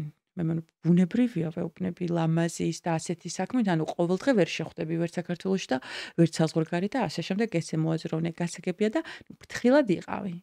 ეს მომწერა. და კი ბატონო ფრთხილად ვარ ისედაც კი და მე ჩემი პარტნიორი ვინც არის ის არ დაუშვებს არაფერს მსგავს, მოკლედ ამის თქმა მინდა რა. ხა კონტროლის ქვეშ ნამდვილად მაკონტროლებელი, ანუ ტიპი არ ვარ, ვისაც ჭირდება გაკონტროლება, მაგრამ თუ ვიღაცამ და ყოფილა ესეთი რაღაც მუქარები ჩემ ცხოვრებაში, კონკურენტებიდან თუ რაღაც ესეთი, არ ვიცი ეს ხალხი ვინ არის, მაგრამ ყოფილა მუქრი შემცველი ზარები, ანუ საჭირო უბრალოდ ადამიანს უთხრა, რომ შევწუხდი. დამთავრდება იქ ყველაფერი, საწავა ეს ხალხი არ ვიცი. რა თქმა უნდა, ყველაფერს მუქარის ის არა აქვს, მაგრამ არ მიდის მაგამდე საქმე ამაში, რომ ძალიან შეგნებული ხალხი ტრიალებს ჩემს გარშემო და მადლიერი ვარ ხალხო ამისთვის. და შენ ასეთი შემდგარი საქმიანი, მაღალშემოსავლიანი, ჭკვიანი, ლამაზი. როგორი კაცები მოგწონს? ანუ რას აქცევ და რას აფასებ? ანუ შენაერი გოგო, რომ ყავდეს გვერდით, როგორი უნდა იყოს ეს კაცი? ეს კაცი უნდა იყოს პირველ რიგში არა. პირველ რიგში ბევრი რამე დებს და მინდა ავხსნა დეტალურად, იმიტომ რომ ამ საკითხზე რამის ყოველდღე ვსაუბრობ. უნდა იყოს გაზრდილი, არა ინფანტილური, იმიტომ რომ ძალიან ბევრი მამაკაცია ჩვენს გარშემო, ძალიან ბევრი 10-დან 9 შეიძლება ითქვას, რომელიც ბავშვობაშია ჩარჩენილი. ის რო იბუტება, გეთამაშება, რომ დამოკიდებული გაგხადოს, ჯერ და მოგწერს და მე ერთი კვირა გაქრება, მე მოგწერს, მე რა შვები, რა არის ეს არის ინფანტილურობა, ეს არის ბავშვი რაღაც ზრდასრული, სერიოზული, ბრუტალური მამაკაცი მაგას არ იცავს. მეორე ეს არის ინტელექტი. ინტელექტუალურად ცნობიერების დონეზე სულ მცირე დიდი დისტანცია არ უნდა იყოს ჩვენ შორის. როდესაც ინტელექტუალურად ემთხვევი, შეიძლება ერთი რაღაც არ მოგწონდეს, ერთი ფერი არ მოგწონდეს, ერთი კურორტი არ მოგწონდეს, ამას არ აქვს მნიშვნელობა. ცნობიერების დონეზე როცა იცი რა მნიშვნელობა აქვს ურთიერთობას ზოგადად. დედაშვილურ, შენ მეგობრებს, ვისაც სად არის საზღვრების ამბავში, პრიორიტეტების ამბავში, მანერები. ფინანსური მდგომარეობა. რა თქმა უნდა. აი როგორ შენზე მეტი უნდა კონდეს? არა, ეხლა შენ ისედაც იშვიათობა ხარ ჩვენ რეალობაში. მე ვარ 20 შუა, ეხლა მე ვარ 20 შუა. მე ვარ თან მერკანტილური ვარ და თან თუ კაცი ვერ ხვდება რომ უნდა მიყიდოს რაღაც თუ დამპატიჟოს, თან ვერც ვეუბნები, მაგრამ თან სწავლობ ამ ყველაფერს. იმის გამო რომ ვარ ძალიან დამოუკიდებელი და ნებისმიერ დროს შემიძლია ჩემთვის ნუ რა უნდა მოგინდეს მეც არ ვარ ის ტიპი რომ მილიონებს გავეკიდო თუ რაღაც რაც მინდა რომ მქონდეს აი რაც მინდა როცა მინდა რომ წავიდე და არა რაღაც ზღვარს გადასული რაღაც მე ჩემი ოცნება იყო ბინა მე ჩემი ოცნება აგარაკი დრო მიდის სასაკი მემატება და ოდესღაც ნუ რაღაც მინდა რომ სტაბილურად ვიყო ვქცოვო თუ რაღაც ხო ანუ რაღაცა ზღაპარ ბოინგები და არარეალური ისურლები არ მაქვს თუმცა მე მამაკაცისგან რადგან ვაფასებ დიდი დოზით აი მანერულ ჩვევებს რომელიც მანერა რო კარგად უნდა იმეტყველოს ამის გარდა თა რო ყვავილები უნდა მიყრან ყვავილი რომ მნიშვნელოვანია ქალის განწყობაზე გიყვარს ყვავილი არ გიყვარს არ აქვს მნიშვნელობა ყვავილი დადებითად აისახება ქალის განწყობაზე. ის რომ კაბაც უნდა მიყიდონ, ეს ჩემთვის მნიშვნელოვანია, იმიტომ რომ სულ არ მაცვია კაბაი, თქვენთვის ჩავიცი კაბა, მაგრამ მინდა რომ მიყიდო დამთავრდა. ადამიანი, რომელიც არ ინტერესდება რა შეიძლება მე მომეწონოს, მისგან რამ შეიძლება გამახალისოს. აი რამ შეიძლება განწყობა, რამ შეიძლება მომანდომოს, იმის მიუხედავად რო არ მაქვს, გამოვყოდრო და ყავა არა, მაგრამ სტეიკი ვჭამოთ თუ რაღაც. ყავა სახშიც დავლებთ. უნდა დაინტერესდეს ჩემი სამყაროთი. იმიტომ მე ძალიან ვინტერესდები. მე რადგან შემოქმედი ვარ და ხელოვანი ვარ და ცოტა არასტანდარტული შეიძლება დავარქვათ ჩემს აზროვნებას. მე ძალიან ღრმად შევდივარ ადამიანის შიდა სამყაროში, მან მაინტერესებს. თუ დავინტერესდი, ძალიან ღრმად უნდა შევიდე. ემოციურობის დონეზე უნდა გავიგო. სატრაუმა აქვს, რა აწუხებს, რა მოწონს, რა არ მოწონს. ყოველ შემთხვევაში მე ჩემ პარტნიორთან ესეთი ურთიერთობა. რომ შენ იყო მისთვის სასიამოვნო ადამიანი, რომ მას ესიამოვნოს ხო შენთან ურთიერთობა. კი ბატონო, იმიტომ რომ მე მჯერა ზოგადად ადამიანები კი არ უნდა მხოლოდ კი არ უნდა ოჯახში შექმნის შემდეგ მრავლდებოდნენ, უნდა იზრდებოდნენ.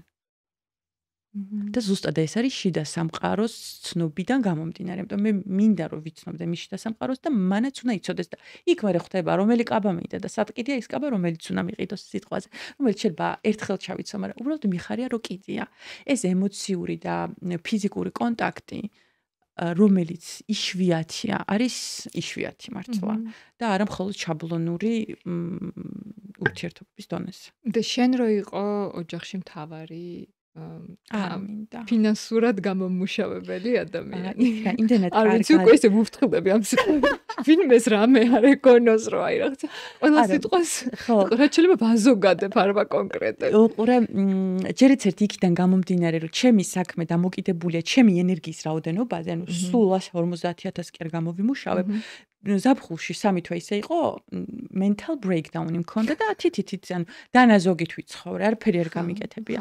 მე თუ ენერგიაზე ვარ და მე თუ შიდა ბედნიერება მაქვს და შიდა მუხტი მაქვს, როგორც ზაზუნა იმ თავის არბენბილი გზე ესე ვარ ზუსტად, მაგრამ რადგან ჩემი საქმე ჩემს აქტიურობაზეა დამოკიდებული, ამიტომ რომ შეიძლება ხო 10 იყოს, სადღაც 60 იყოს, მე 30 იყოს, 20 და ასე შემდეგ. იმდენად კარგად ვიდან კაცი მით ჩემთან მოვა, რა თქმა უნდა, ცოტა ცუდად ჟღერს, მაგრამ აი ოფისის ტიპი, რომელიც არ ზრუნავს განვითარება, ასექსაც აქვს მნიშვნელობა, ხო? 40 წლის ოფისის ტიპი, არ ვიცი, ამდენად შეძლებს ჩემს დაინტერესებას, არ ვიცი, ნამდვილად. მაგრამ თუ ადამიანს აქვს ბიზნესი და ბიზნესი არის ზუსტად შენი ზრდის საფუძველი, ესე ვთქვათ, გინდა არ გინდა მუშაობ 24 საათი და ამდენი თანამშრომელი, ანუ საიდანღაც ნულიდან იწყებ და მიდიხარ საფეხურებზე მოკლედ, ხო? იქ დაჭირდება ჩემი დახმარება.